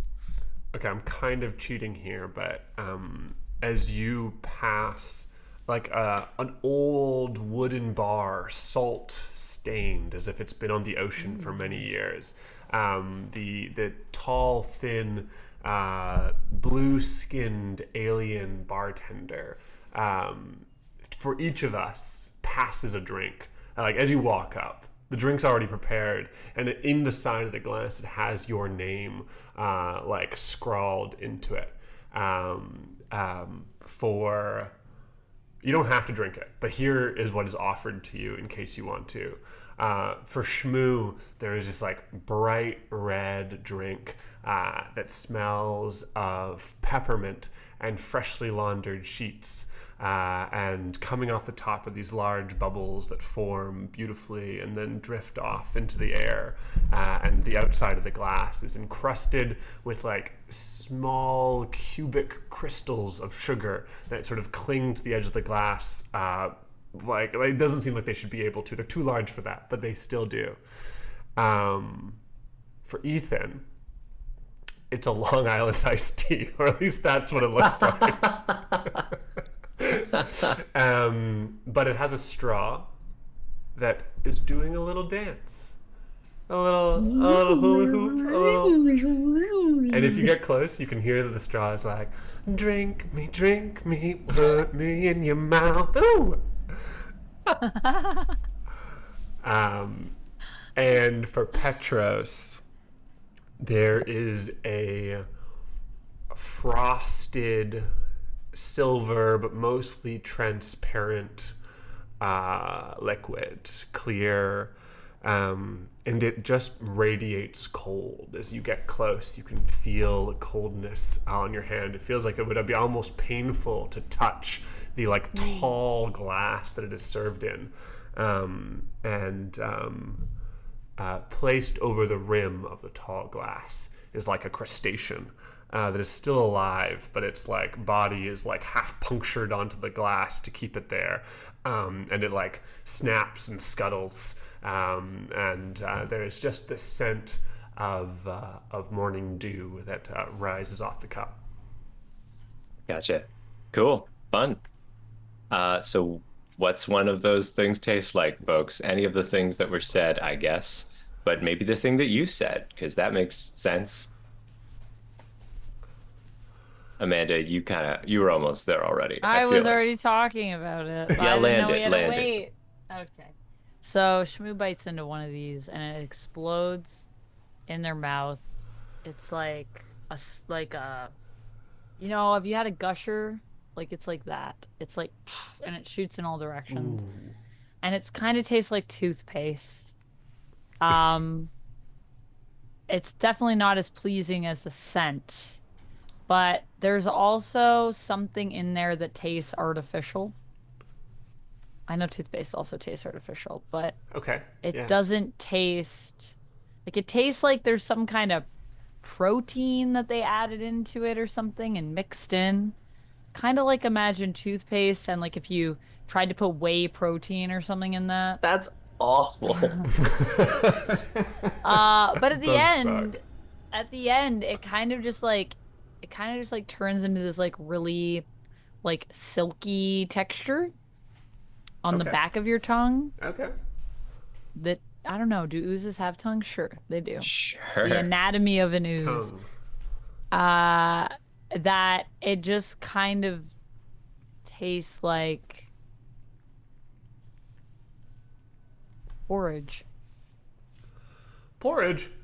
Mm-hmm. Such a confusing thing you've created. So many hard for things me to happened there. imagine it. And Shmoo wonders to themselves if this is the same experience that everyone else has, or if it's just because of their ooze taste buds that they experience. This begins to make them wonder about how they consume and process food in terms of their taste receptors.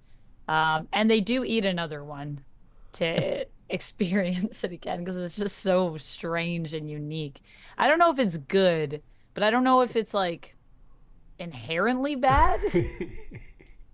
It's like one of those things that has like a weird flavor, where initially you have it and you're like, this is kind of gross, but like I kind of can't stop eating it, so maybe it's not gross at all. I think that Petrus is going to sidle up while Shmoo is in the middle of this bizarre feast on the things that I guess they like. And I think I watches think you. Shmoo's face is kind of like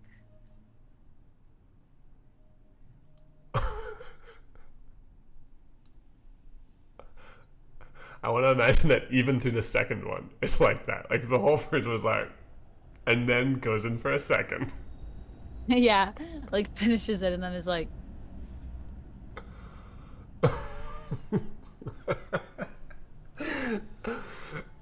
Petrus is encouraged and interested watching this display and reaches out as well, grabs one of these small cake things. is the experience the same or do we think it's different? What does it taste like to you? It's been a long time since Petros tasted anything. And so Petros has the taste buds of a child. And we can only imagine that a child would absolutely abhor whatever the thing is that you've just described. Yeah. To Petros, it tastes deeply of cheese, like a very, very strong cheese, Right. deeply unpleasant as this, like, the taste pungent. of funk hits his tongue, and he does spit it up all over the table. Sort of, and then laughs with joy. What a splendid experience. I think Shmoo says, yeah, that's how I feel. It's really different. Right? Yeah. Yes. I didn't know if I wanted to spit it out or if I wanted another one. And now that I've had another one, I think I have to have another one. But I'm also going to want to spit that one out. Let's have another one can- together. All right. Okay. And I think they both have one. And this time, Shmoo spits it out with you. Okay, we'll spit it out together. And it like just ricochets across the table, lands. Boop, boop, boop, boop, boop, boop. I think there's like a bat person nearby who gets spattered a bit, and they go, ugh, ugh. And it's kind of rude that you did that. I think that these are kind of nice, although my moths would agree with you that they're not very nice at all. Is that Zip? Well, yeah, how did you know? Says Zip. A bat person across from you. But they're moths. The moths are just spitting it up all over the place, I imagine. Stop doing that. You'll set a bad example for the snails. Oh. What does Ethan try? Ethan is actually kind of hype because Ethan hasn't had like the money to go out to fancy restaurants, and this seems like one of those tasting restaurants where there's amuse bouges everywhere, right? And Ethan can't pronounce amuse bouge. In fact, in between bites, Ethan's like, it's like an amuse bouche. It's like so many amuse bouches. They're little tiny foods. Ethan's, I think, chatting up no one in particular.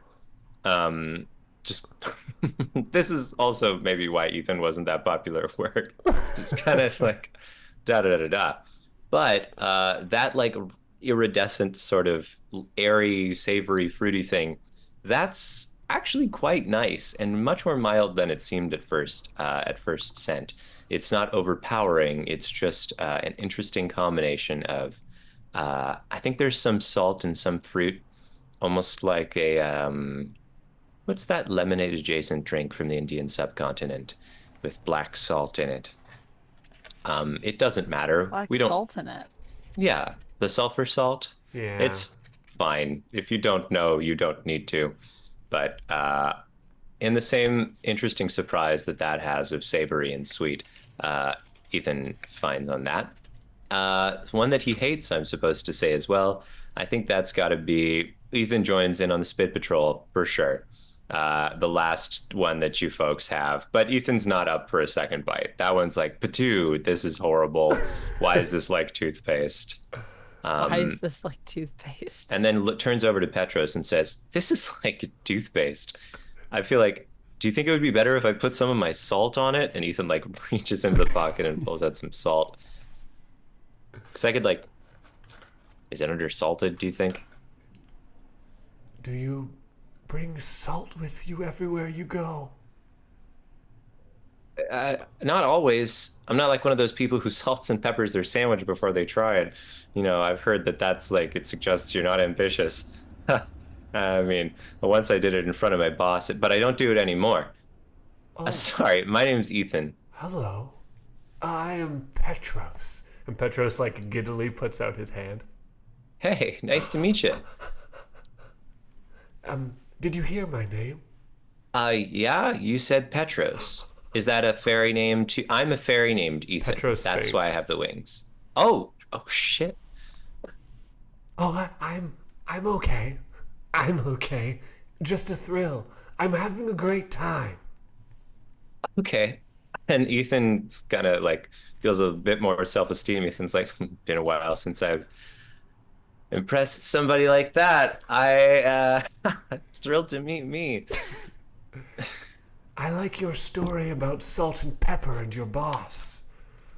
Hey, thanks. I Not a lot of people are that interested. And then Ethan looks over at Shmoo and says, "Oh shit, is this going to be bad for your snails? This I've got salt here. I can Huh? put. Oh, they're not my snails. They just follow me around. I mean, they're clearly Uh, they're with you. That's kind of like this is this guy's moths, they right? what wait. No, I don't think so. I think that guy, those moths are with that guy. These snails, they're not with me. They just are here Then behind Ethan me. kind of ribs Petrus for a second and says it's not their snails. You meant Shmoo. Yes, It's but really funny. Who brings a dozen snails and it's not their the snails? One of snails them are is with huge. them, so in a Yeah, way, that's it what is I'm their saying. snails. Yeah. I can hear you. You're still standing beside You can hear me. me. Oh, I'm sorry. I didn't realize. I Oh, Uh, I I have to go oh, over this way. hey, no, what? And Sorry. Shmoo goes over to the drinks and tries the drink with their name on it, which is red liquid. yeah. How's that? How's it taste? It tastes like a firework in a cup. And Shmoo, eyes wide, is like, oh. And you can see the electricity actually like spark through Shmoo's body, and it's like a beautiful light show of like red sparkles and explosions inside of Shmoo. Whoa. Yeah, I think the snails begin to applaud. A think they thing do. that snails can do. They always do that. They like need two snails to do it, and the shells just go tick, tick, tick, tick, tick, tick, tick. They just clink together. Yeah. Yeah. Cool. Great. Shmoo finishes the drink. Wow. There you go. Do you wish to And try Shmoo a is- drink with me? Oh, Shmoo's very awake Ethan? after that. Yeah. Yeah, I'm Ethan. do you wish to try a drink with me? Sure. Yeah, sure. We can clink our glasses together, as people do. Yeah, they do. Yes. They do that where I'm from anyway. Hey, cheers. Cheers. Ah, very cold. Oh, okay. Okay, quickly. I mean, it wasn't that cold for me. I'm using one of the Slimes cups, and it's made of paper, so there's not that much heat transfer. You poured Was your Long Ethan- Island iced tea into the paper. Yeah, I did. Did Shmoo give you a paper cup earlier? Yeah. Yeah. Yeah, that's it was right. like when we first encountered each other. Right. And now I feel a little guilty because I'm using the paper cup and I kind of offended Shmoo. But I Is didn't it want to because drink that from the Ethan dancing didn't want to straw. drink from the straw? Yeah, the straws. Ethan was like, I hate that. The straw's like, why didn't you use me? I'm great. Look, we can't. Come on, man. Reusable. Take me No, with you. no, I don't want this. And I think there's Please, like I'm a. cursed to an eternity here if you don't take me. That's worse. You understand how that's worse, right? I'm not trying to guilt trip you, man. God, I gotta talk to that bartender. And maybe that's our night That's of it. feasting. Yeah, I think that's what I'm feasting. So the next night is the night of silence. The second night of the festival is for silence, when attendees take part in various esoteric rituals performed by those from unknown realms. From dusk until dawn, no one dares to speak a word, for it would ruin the ambiance. Each player describes a ritual they witness, bizarre yet alluring, choosing which details from the lists below, or Right, I coming love up a list. love a list, or coming up with answers of their own. After Okay. you describe the ritual, tell us whether or not your attendee takes part in it themselves or merely spends the night observing from afar. So there's kind of three questions you'll be picking from.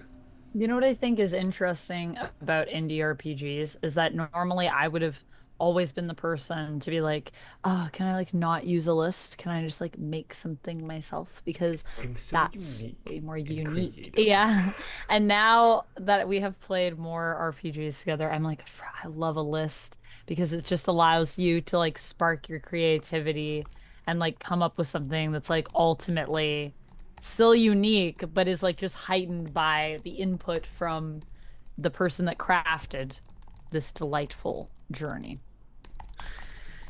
Anyways, I love lists, and if you have an RPG that has a list in it of options, At me. at me. I want to play that RPG. I want to sink my little teeth into it. That's all. So we have to Also, I need to choose. have a snack. Oh, Is that okay? Yeah. yes, Amanda. Yeah. I Because mean, Please. now we feasted and I want to eat. I have a Oh, cream egg and I know it's 9 o'clock and you I got shouldn't real have a snack. hungry. no, here's the thing. I did also know that this would happen and almost wrote it on the cell as well, but there was no way that I could make that prediction For like real? What, appear that Amanda's gonna need a snack at this after the part? night of feasting. Yeah. Because she's gonna be imagining eating food. Yeah. Well, Oh you're my not good God. at eating food, so I was like, Amanda's going to be hungry when we talk about food. I mean, I had 2 slices of pizza today, so. Wow, that's a normal amount of human food that humans need. Go get your cream egg, Oh my hungry gosh, you have Amanda. a Cream egg, cream egg? buddy? Yeah! Oh Yay, no! cream egg snack. Kurt, do you have a cream egg? No. Boo. But I love corn syrup, so I'm really jealous. Yeah. I guess you Actually, probably can't have it. Yeah. there is one dessert that has corn syrup that I do kind of love, so I shouldn't be a little snob about this. I mean, corn syrup can be good. You That's know, the the high thing. fructose variety is, I'm sure, slightly killing us all, but, you know, my grandfather used to put a lot of corn syrup on every pumpkin pie slice that he would eat. In fact, like a full centimeter almost of corn syrup stacked, if you can do that with syrup, on top. And then he would eat it. And I think something was deeply wrong with that man's taste buds, but it may have been the lifetime of smoking, come to think of it. Now But that you say it, that does make that sense. does That make does make sense. sense. We were just the other day, Anthony and I, off stream in real life, talking about Malort, a Chicago-based liqueur, I guess you might say, which is maybe made by a lifetime smoker many, many years ago. That's what I think of now. What? Well, well, I'm not going to say it again. They don't need to hear it again. Have your cream egg and a beautiful time. Okay. Also, that was the smoothest syrup break that we've ever had. The syrup came up completely like Entirely Organically? organically. It's true. Wow, I'm Wow. impressed. Yeah, all Cream organic syrup. eggs. Everyone grab the cream egg if you have a cream egg. Grab your cream egg. Yeah, Cream make sure you Lies put your you'll hand behind enjoy. it so they can see the product. Cream egg. Lies You'll Enjoy is Cadbury. not sponsored by cream eggs. Or Cadbury. This is But- a Cadbury break brought to you by Cadbury. What's your favorite But I memory wish- about eating a cream egg? My grandma used to give me one cream egg every Easter. For me, It's funny you say that because Anthony almost went there. That's close. True. Not quite about cream eggs, but almost. It's true. Creamy. Hey. There are like those candy shell eggs in the cupboard in the other room, but I like was just shit talking them the other day, so I don't think it would be appropriate to have any right now. You think that Kathleen's gonna be like, hypocrite? I remember when you were shit talking those. Maybe, and the thing is, I don't want them. I know. And you'd be like, correct. That's true. Truth. How do you eat this? Do you just eat it or do you lick the cream out? I know which one I would choose on camera.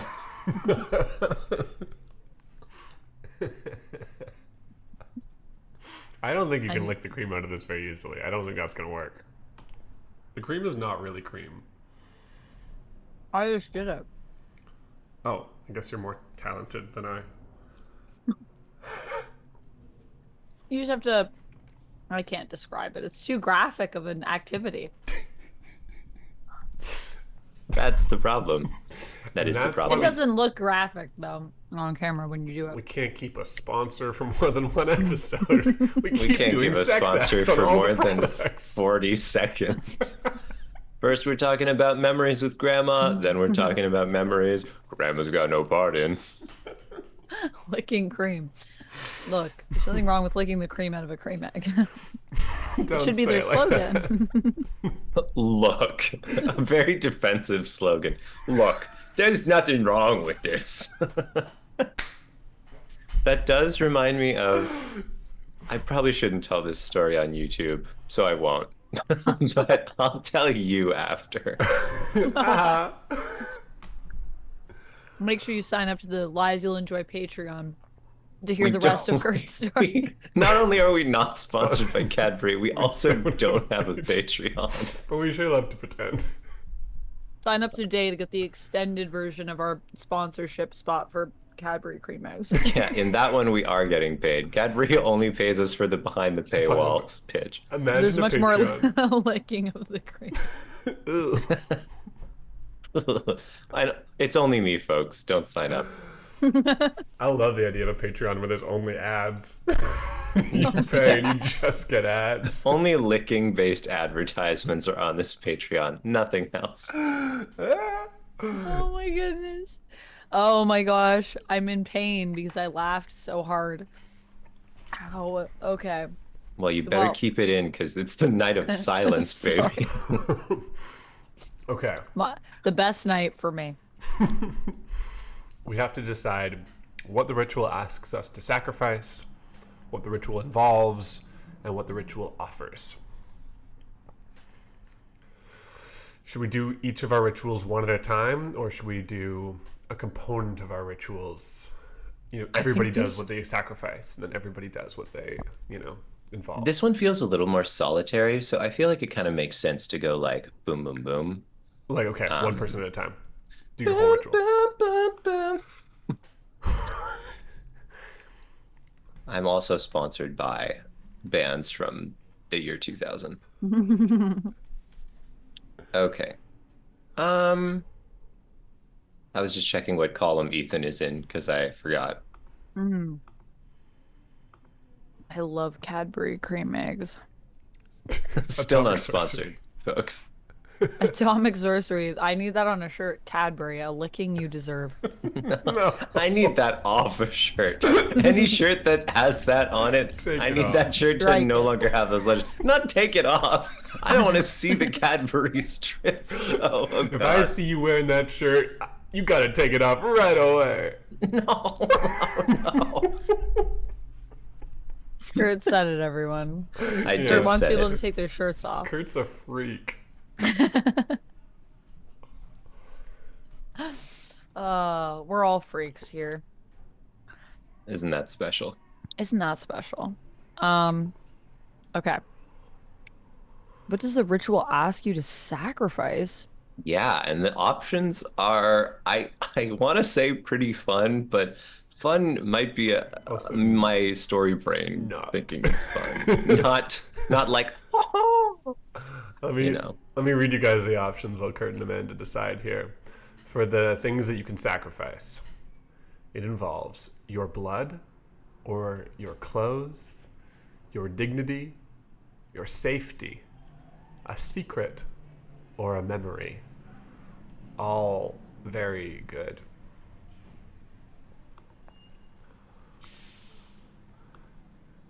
For what does the ritual involve, we have strong incense, a death, in brackets, of sorts, an out-of-body experience, intense dancing, darkness, alien music, a pool of water, an awakening, or a near-death experience. That's right, you can choose a death of sorts or a near-death experience. And finally, the ritual offers you something for participating, and those options are truth, belonging, hope, renewal, healing, or escape.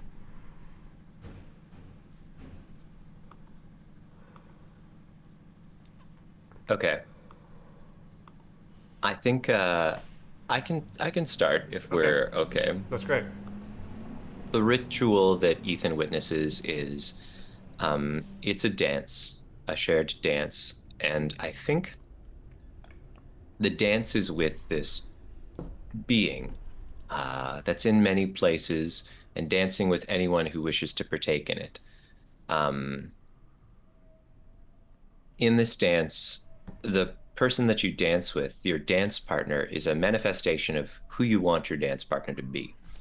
Um, and Ethan thinks that sounds great and picks that work crush that he still thinks about. But as Ethan, and if you're to do this ritual, the problem is that you do have to be very candid with who you would want to dance with. And so there's this level of vulnerability and also awkwardness because it's pure wish fulfillment. This dance is not generally done with other people who are here. If you're participating, you're not only laying out the cards like, oh, this is a desire I have, you're also visibly partaking in it in a way that can feel shameless. Mhm. What does the ritual offer?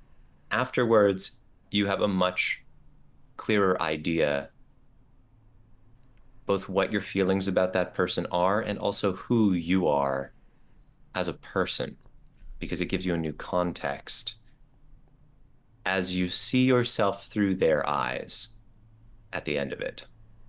So Ethan is here to try things, man. So Ethan, with his pants with a second set of pockets at the knee, goes up to this floor, and before him does indeed appear Jennifer. And as they dance, Ethan is embarrassed. Ethan thought it would be great, but his face is so red. And if Jennifer were somehow here, this would be the most embarrassing possible thing to do. Ethan goes through the dance feeling uncomfortable and unseemly. And once it ends, there's this replay of the dance that Ethan then sees through the eyes of Jennifer. While Jennifer's not here, that sense is manifested. And suddenly Ethan sees himself so laid bare. This man who has barely talked to her, said hi in the mornings, never properly introduced himself, got fired for spending too long in the bathroom. What was he doing in there? And people talk. They gossip at work now that he's gone about that guy who used to work here. And Ethan is so embarrassed. There's a question at the end that says, you must decide, I must decide whether or not it lightened their burden, but I may not say whether or not it has. And that's kind of fun. So that's all we'll hear about Ethan's dance. Hmm.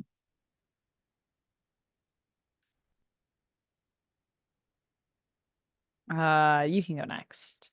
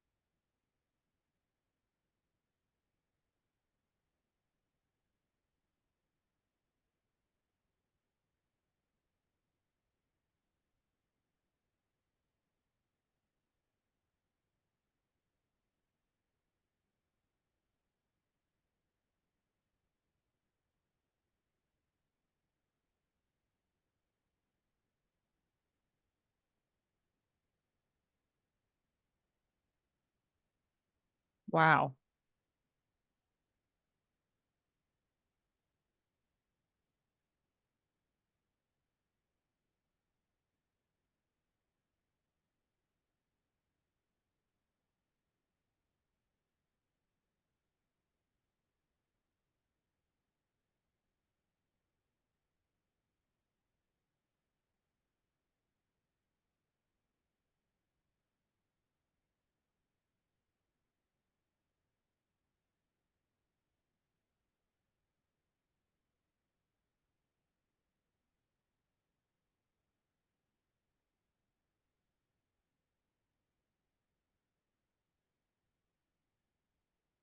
Oh, we've got no sound.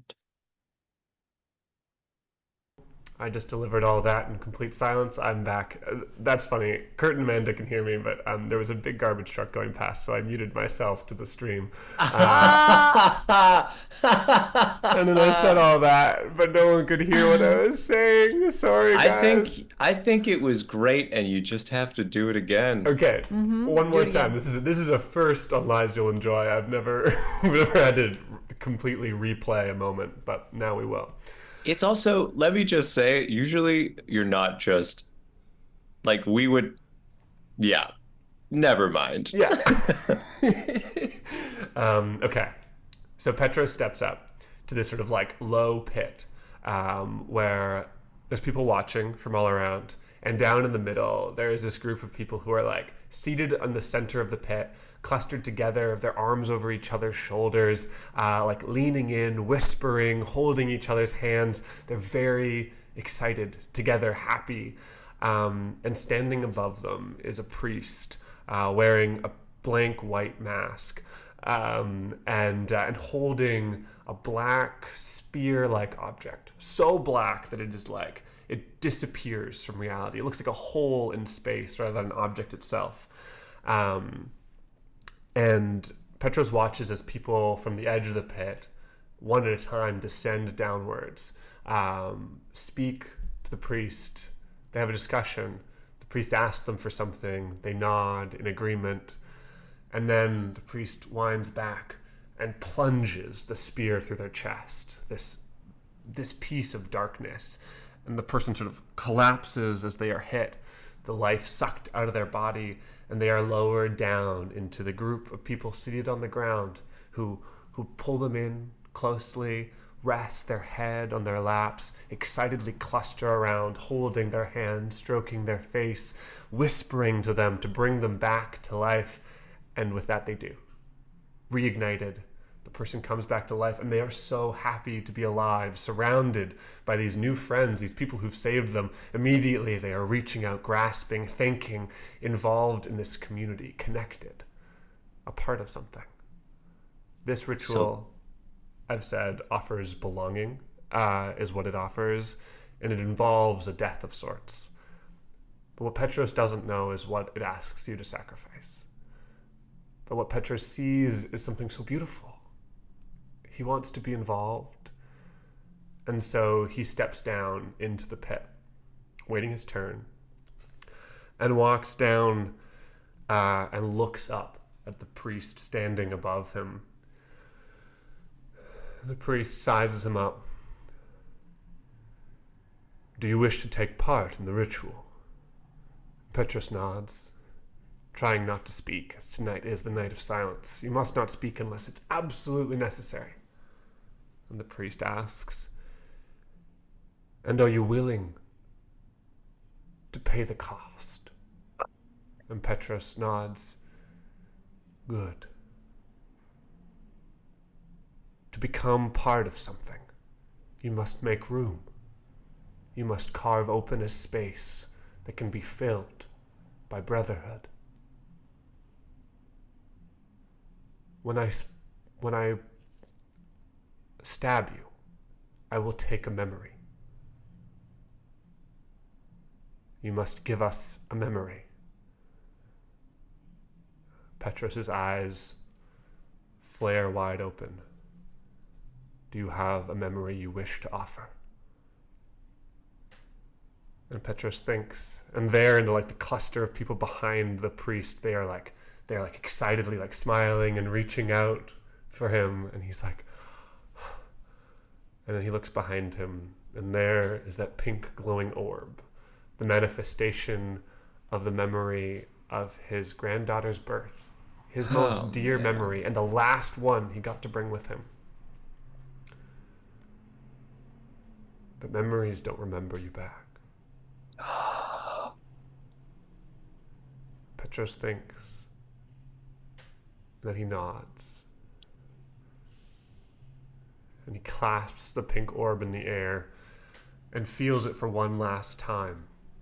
The cry, the anxiety in the air, the joy, and then the black spear plunges through his chest, and the pink light goes out.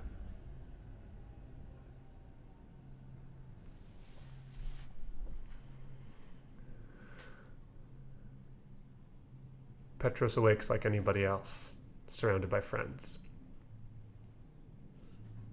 Has it lightened his burden? You can't tell us. Ah! Okay. Well, Amanda, what's Shmoo be doing on the night of silence? I think Shmoo watches people disrobe. They are participating in a ritual where they carefully remove their clothing for other folks. So you kind of like get in a group and then everybody takes off everybody else's clothes and they fold them up neatly in a little pile. And then the piles get combined and they get thrown onto a fire. And the people without their clothes watch as the fire burns and then go down to a big pool, which is actually one of the entire hallways of the market. Mm. It's clear that this pool only fills up at certain times when whatever being we're on washes their hands.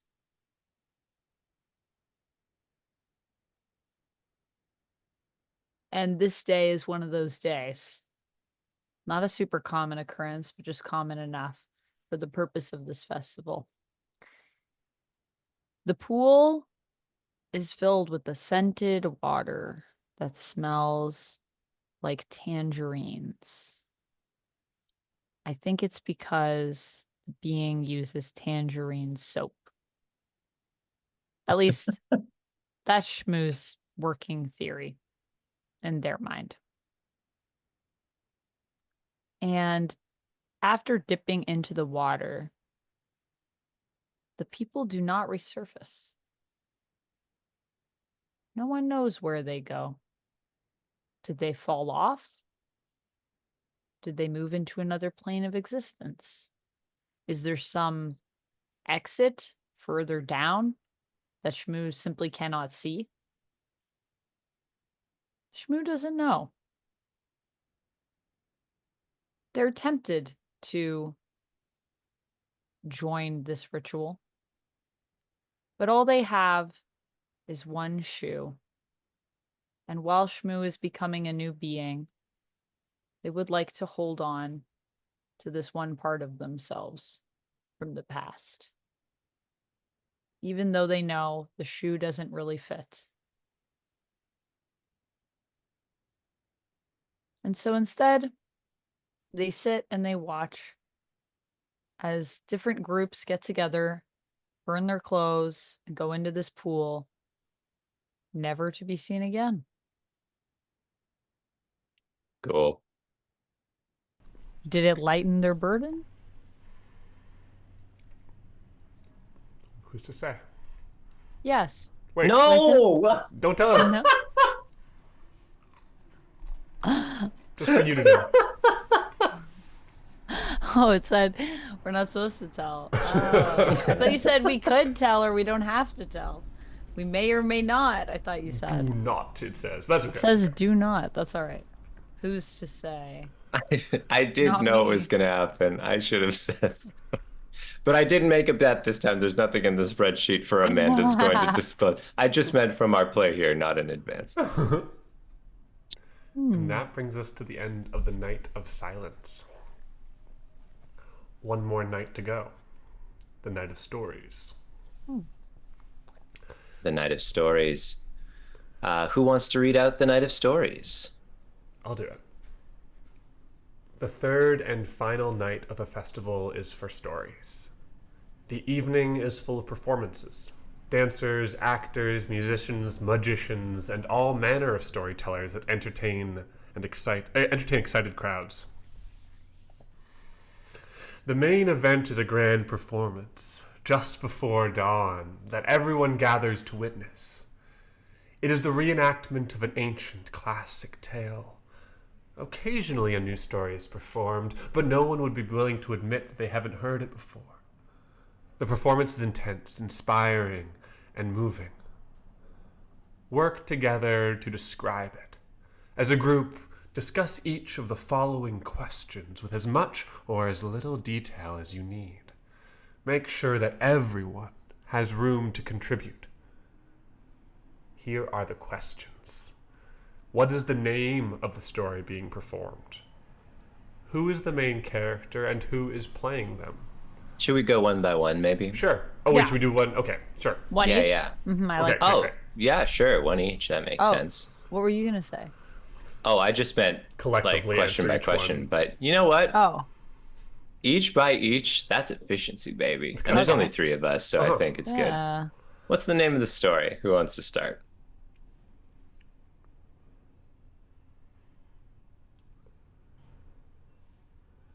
I'll start. The story is called Ilios and the Twilight. Ooh. Amanda, who's the main character and who is playing them?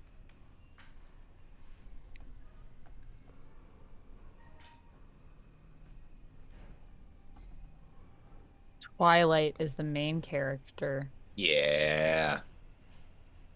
Cool. Hell Who yeah. is playing them?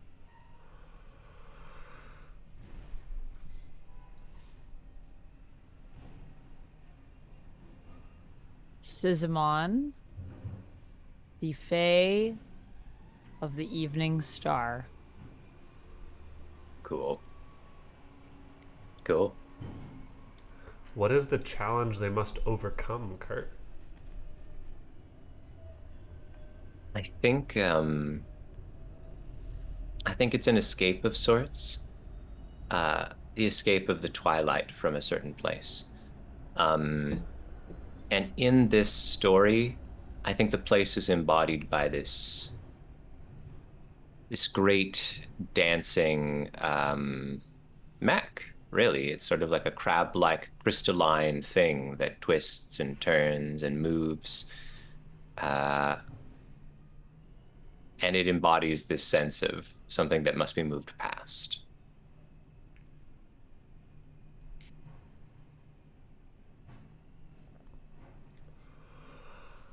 The next question And- is, where does it take place? How is this realized?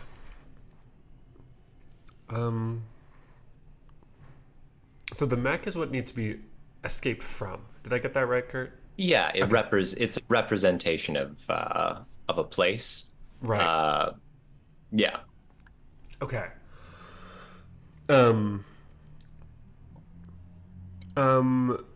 So this ancient tale, if it is indeed an ancient tale, it takes place. It takes place like in the dreams of the first person, the first entity that ever lived. Oh. And that is Ilios in the title of this play. Ilios is sleeping, and all of this takes place in their mind. And as the play begins, a tall creature, mostly composed of silken robes, stands in front of everybody and says, "The story is about to begin. Some have wondered why we have chosen this location for today's festival. There is always a reason, or so they say. Tonight we present Ilios and the Twilight. And the fingertip we stand in, well, it belongs to Ilios themselves, the first dreamer. Ooh. A perfect setting. Please enjoy." What wondrous instruments are being played, Amanda? Trombones, xylophones, bass guitar, crystal bowls, and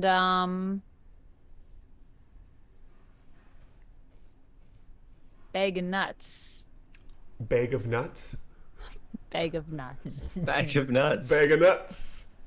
That's an audience participation thing. Everyone gets a bag of Yeah, everyone bag gets of a bag nuts. of nuts, and there's a certain part where you become part of the percussion.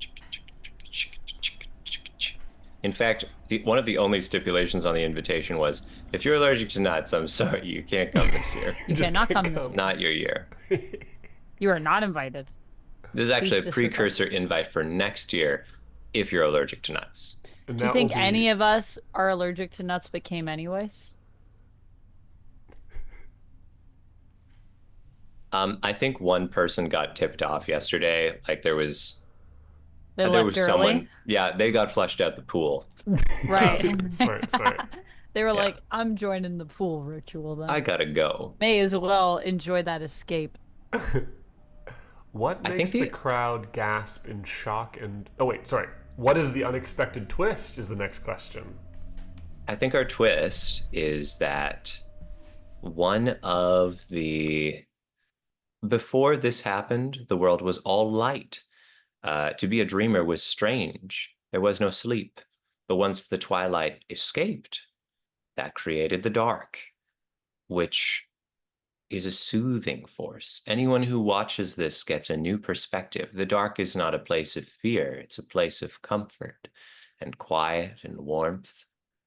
And before that, there was only blinding, too much light, brightness. Can I add something? Sure, why not? It's believed that the gods gave us dreaming so that we might have our own sense of creation in the night. Sick. Call back. Cool. I What really makes like the that. crowd gasp? In shock and awe. For the entirety of the festival, we have been under the canopy of stars and a spiraling black hole, iridescent in its wings as they spiral. And of course, in the center of the sky, a moon. Dark at first as the festival began, but over these 3 nights, revealing itself. And now glowing and filling the 3rd night with light.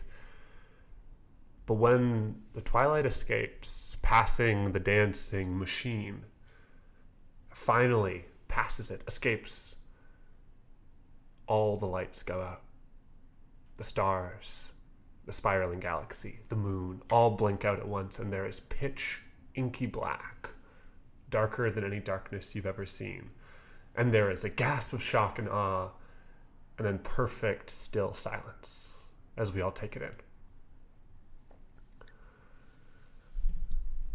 And finally, what happens during the finale?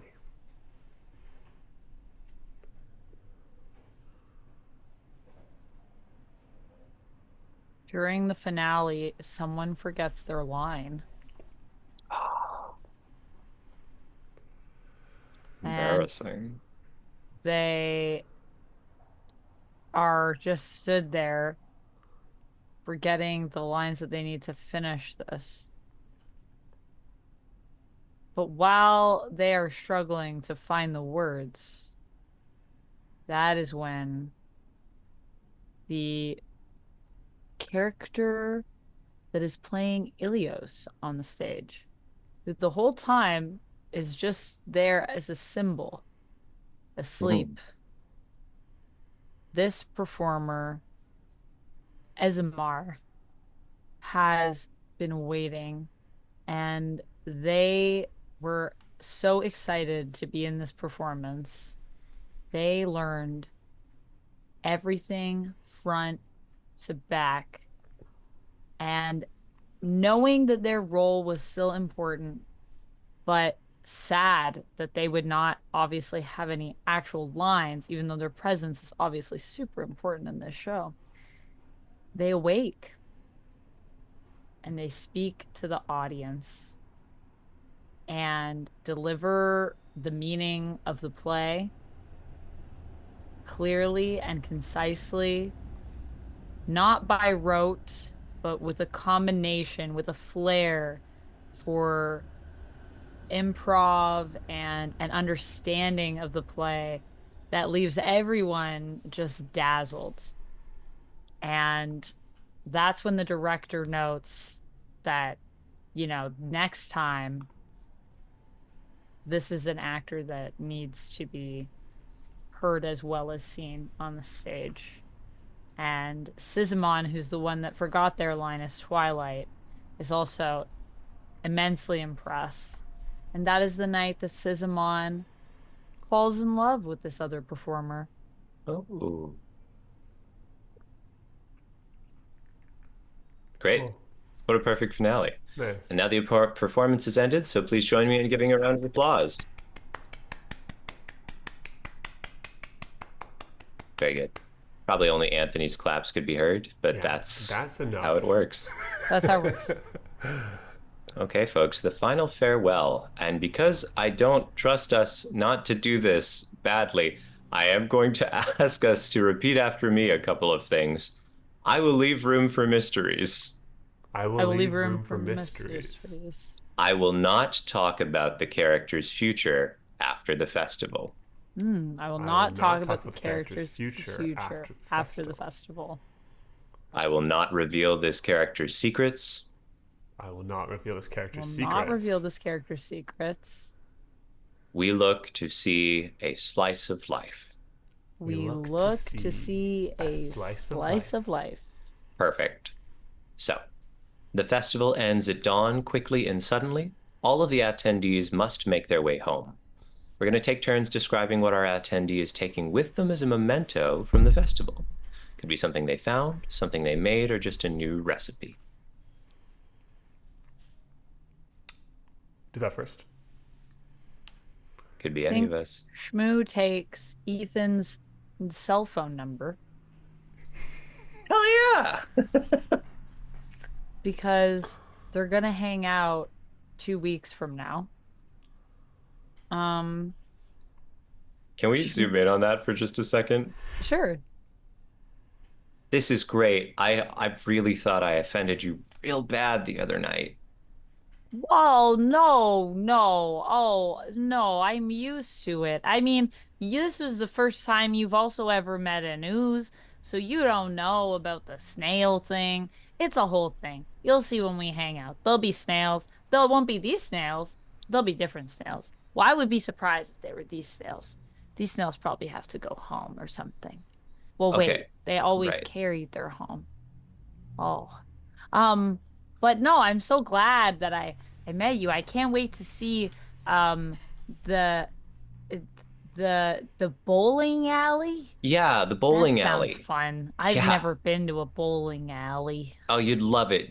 I think you'd just like the ball right down the lane. I saw how you spat things out. I can't wait to go bowling. Yeah, as long as I can eat the bowling balls, that's the best way for me to probably play that game, I think. Yeah. And then I think Ethan does like a pointed look down at Shmoo's foot, Shmoo's shoe, and says, "Are you cool with shoe rentals? Do you, because you, Yeah, yeah, I can do shoe rentals.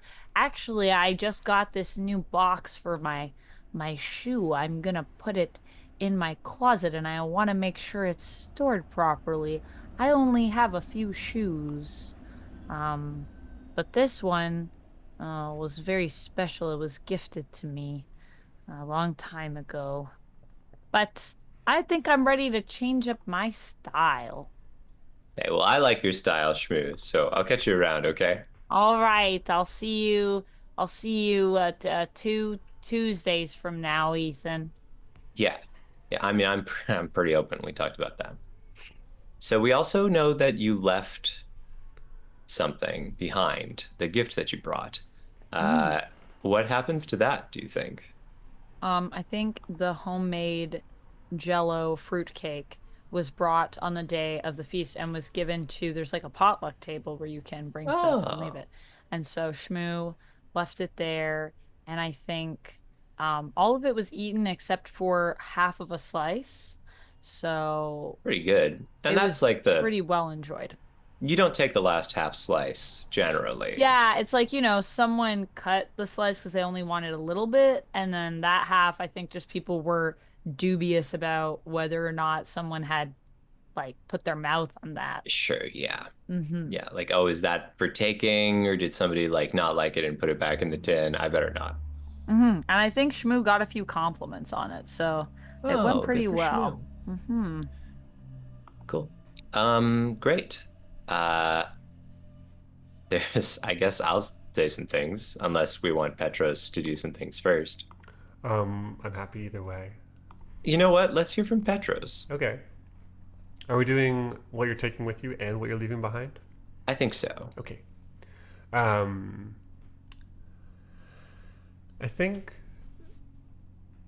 at the end of night two, um, Petra sat with those people that he met in the ritual for a long time, and one of them drew him, uh, painted him, in fact, in watercolor. A careful, tender process. Uh, and when they were done, they covered their thumb with water and smeared it across one half of the picture just to get exactly the right technique, and then That's passed it across good. to him. Ooh, that's good. So he holds that in the front pocket of his nightgown as he's walking away, and he like often touches it, holding it. And then Petrus brought something very strange, a sealed clay urn, wax sealed, that when you get close to it, you can hear it whispering. And then at the last second, I changed it so it was a nicer gift. So instead of it making you feel sad as you approached it, it makes you feel a soft, quiet happiness. Um, um,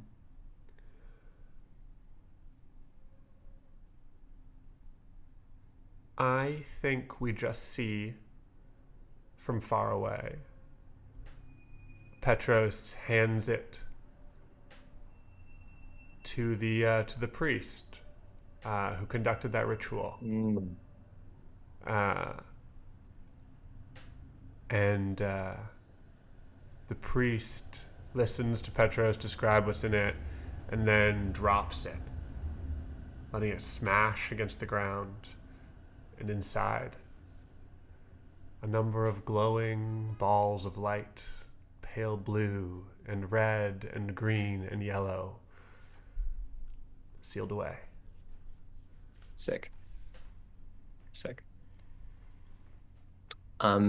Ethan.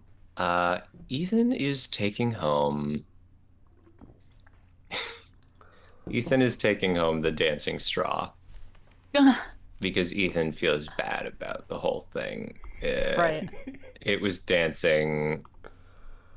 It seems rude. Whether or not Ethan intends to drink from is a different question, but it's like, okay, I can bring it.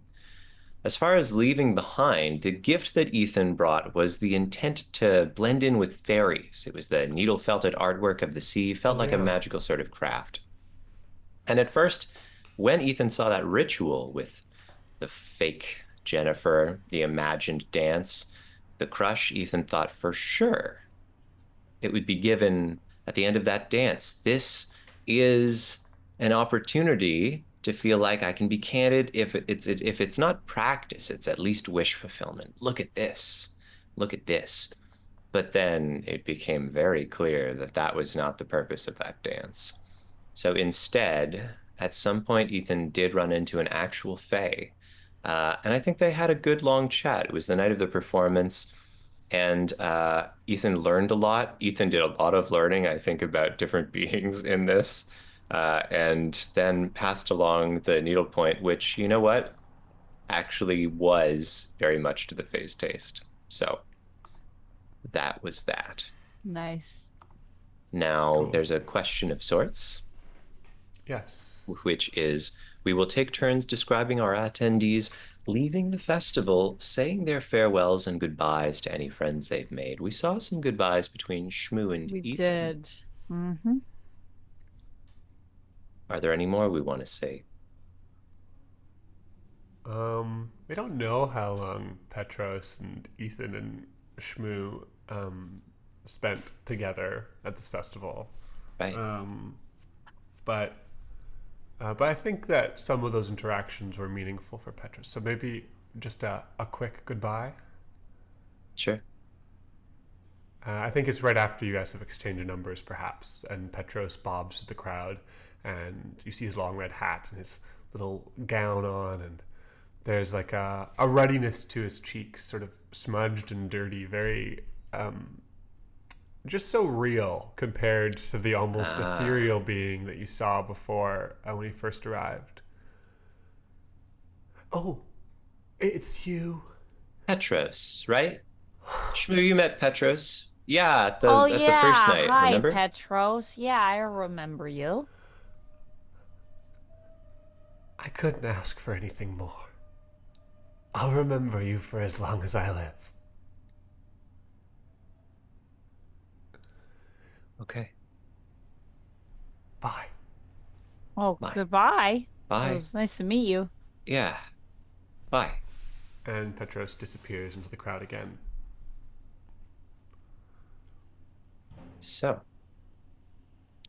before we end this stream, the game asks us if we want to share any of our favorite moments, acknowledge each other's contributions, any kind of reflections that we have.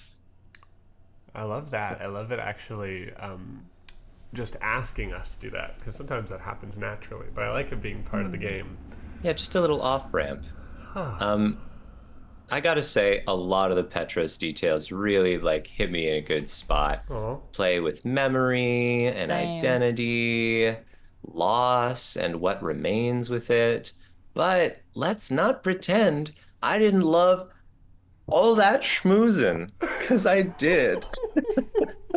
Yeah, I really loved Anthony when you made the drinks and then you made them all like specific for us, like the idea that's of a fun. bar where like everyone just has a drink that came to this festival that's fun. and they're all specific. I thought that was really cool. I also feel like everyone did such a good job with the rituals. Yeah. Like the Yeah. rituals were so, I don't know. There's just something about how they really hit who I think like what these characters each represented in terms of their own journeys. I also just love that Ethan was just such a guy. Like he's just a guy, He's just a guy. just a guy there hanging out. Like made him feel very ordinary, but without it feeling like flat. You know what I mean? So it Yeah, just felt actually, really I real. had kind of a similar thing about Shmoo, because the moment that you said, "Oh, Shmoo goes to the spa before the festival," I was like, right, because it's like it is a festival. This is like a social Like a engagement, once in a lifetime experience. So it's like you want to go, you want to look good, right? Why wouldn't you do a little feel primping? good. Like for Ethan, it's like, whoa, but then the little bit of the turn the dial that Shmoo, it's not old news. It's very exciting, but like, what do you do before an exciting event? Maybe you Yeah. preen a little. Maybe you get ready for a party. I mean, I tried to think of because Ethan was coming from home basically, Right. and I thought that's the that was kind of what I was thinking of, is because most people come to events and stuff from their house. But I thought, are there times when I've gone to an event from somewhere else? And I haven't necessarily gone to a spa and then gone to an event. Usually when I go to the spa, that's like the whole thing that I'm doing that day, and then I like rest. But I liked the idea of like almost like being out and having things to do before you go somewhere. And then I was just like go to the salon, but like obviously an ooze doesn't have hair. I mean, not Obviously. the ooze that I was picturing in my mind. So I thought, what's like an alternative for like how would an ooze get ready for an event? Why wouldn't it be a spa? Spa makes perfect Why not a sense. spa? I think like So different yeah. temperatures of pools seem perfect for an ooze somehow. You want to heat yourself up, you want to cool yourself Yeah. down. I was really tempted to join in on the ritual. Also, I'm sorry that I revealed my thing. I thought you No, no, said no. It's It's you okay. may okay. or may not reveal it, but I think what you were saying is like you may or may not participate in it. And I Yes, there were completely two was like, things. and I was like, I thought you said, and then I was like, after I said it, I was like, wait, maybe Kurt said participate, not reveal. It's really not consequential, I don't think. I just, you know, sometimes people watch it. And what if we play it wrong? Having a bit of a Will Wheaton moment. Right. Yeah. If we A play it Will wrong, Wheaton then I will moment. apologize for my transgressions against going against the rules. It's also a Um, real part of playing a game for the first time, and you mess up a that couple is true. things. That It's is true. true. It's true, folks. Sometimes this is all live, all for Oh your my. entertainment. But I also feel like I like the way that this game ends, how I like that it allows you to go really deep, but without having to actually go deep. Do you know what I mean? Like it's Hmm. all there. You build all the foundation for it.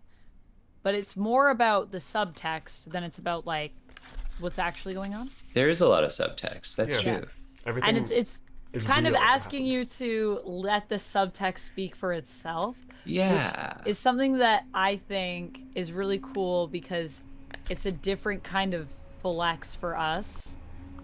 I feel like not that we don't do subtext well, but just that we really like to dig into things. So to just say, when people leave, just like let them leave, like let it kind of be. I love this like also idea of the fantasy with there almost like is a sense of normalcy to it too, though. Like it's Right. underplayed, and I like how it underplays stuff because it makes it feel uh more grounded, I guess.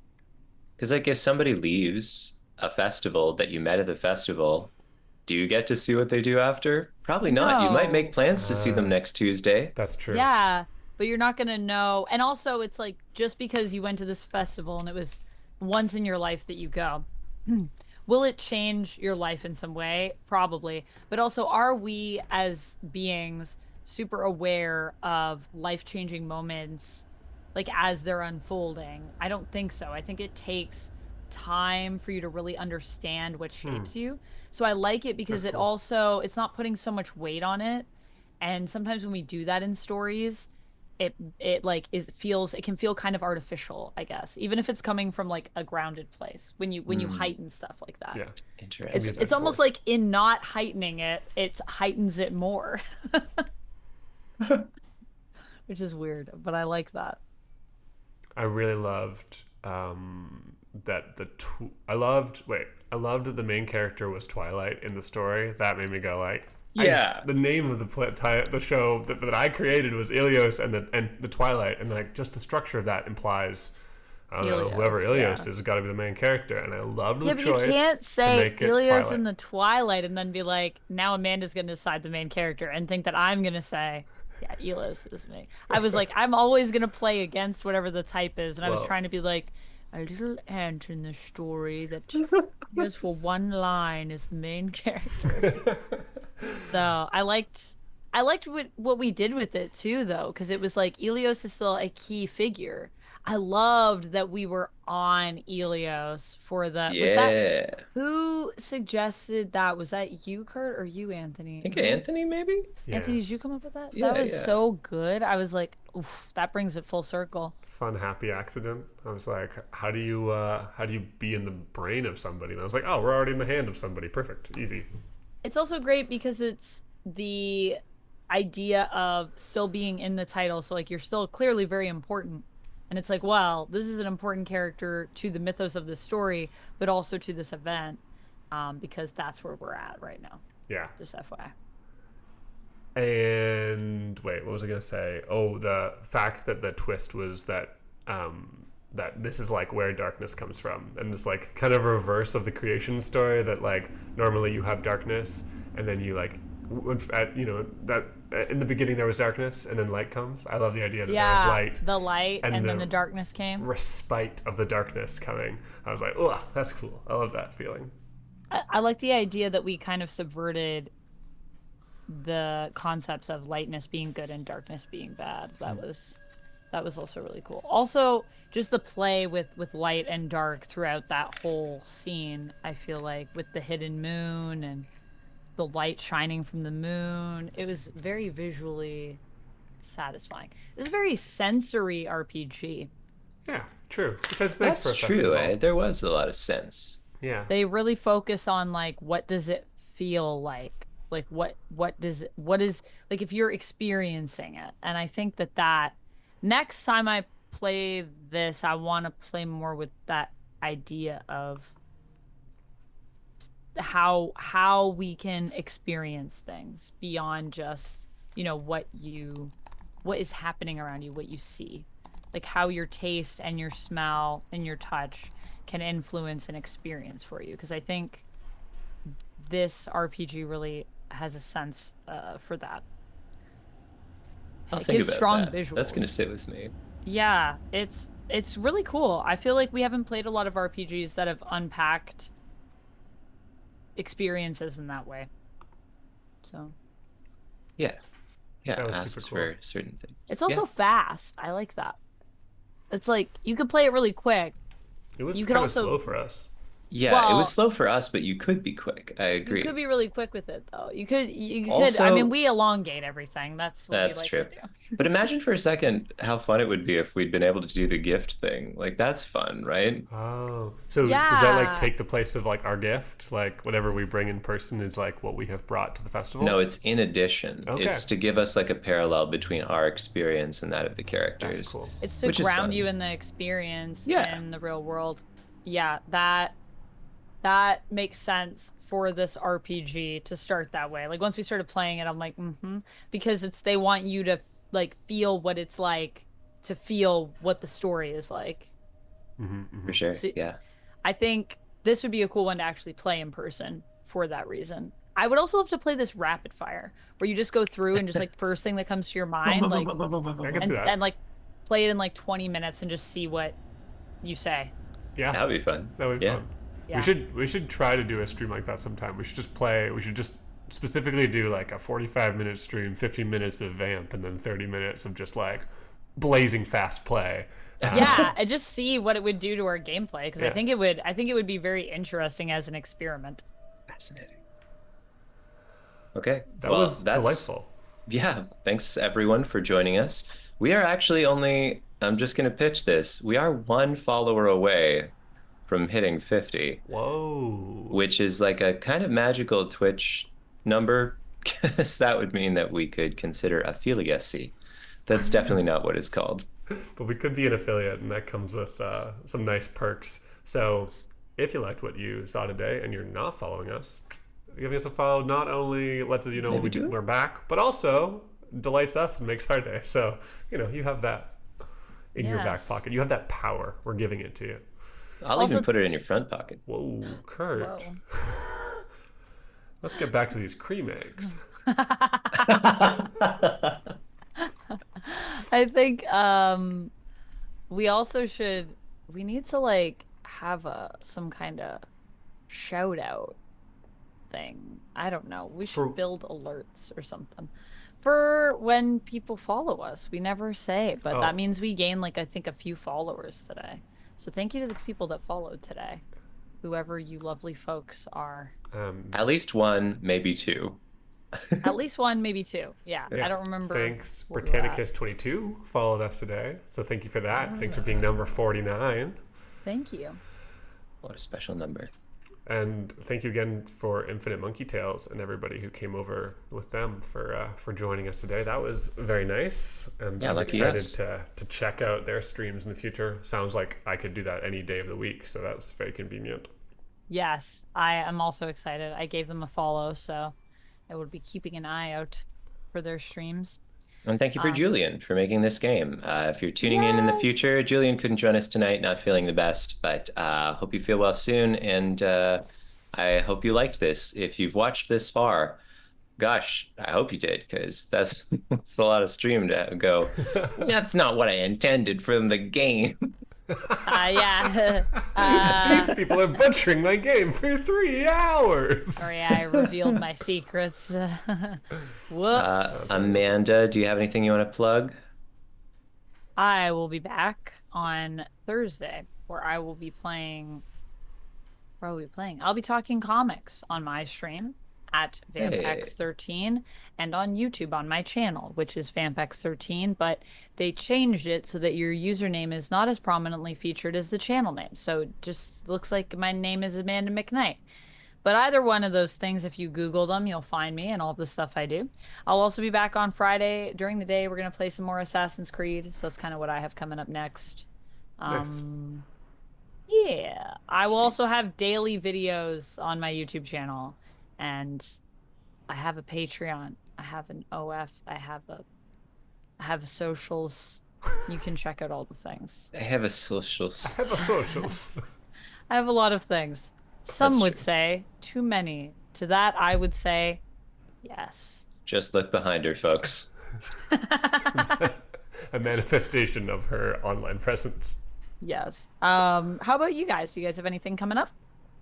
Uh, if you like my weird games, I'm going to be sending a few in stock to Indie Press Revolution, probably at some point this week. So you'll be able to buy physical copies if you live in the States of Sock Puppets or The Hourglass Sings or Big Dog, Big Volcano, all of which we've played at some point on this stream.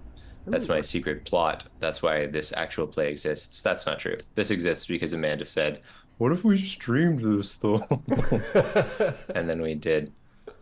So yeah, keep an eye out for that. If you like indie games, they'll be up on IPR. If you're in Canada or the UK, it'll be through Compose Dream Games. That'll happen at some point in the next Cool.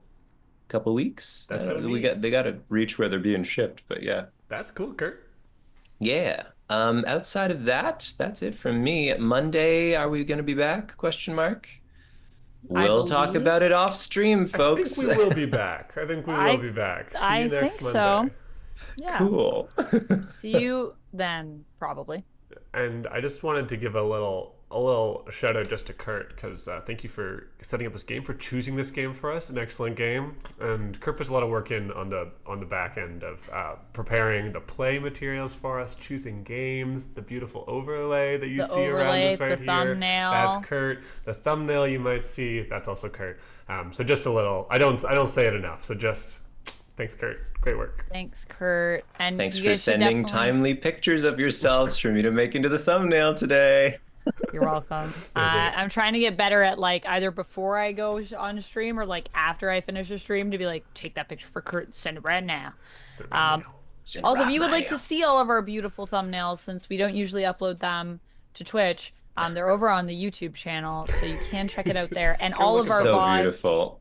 they're very beautiful, and They have also our all of the faces. VODs are like preserved on the YouTube channel. So if you miss something, if you wanted to go back and check out anything, if you're new, that's all there just because on Twitch we are an affiliate, so our stuff is only there for like 7 days or something.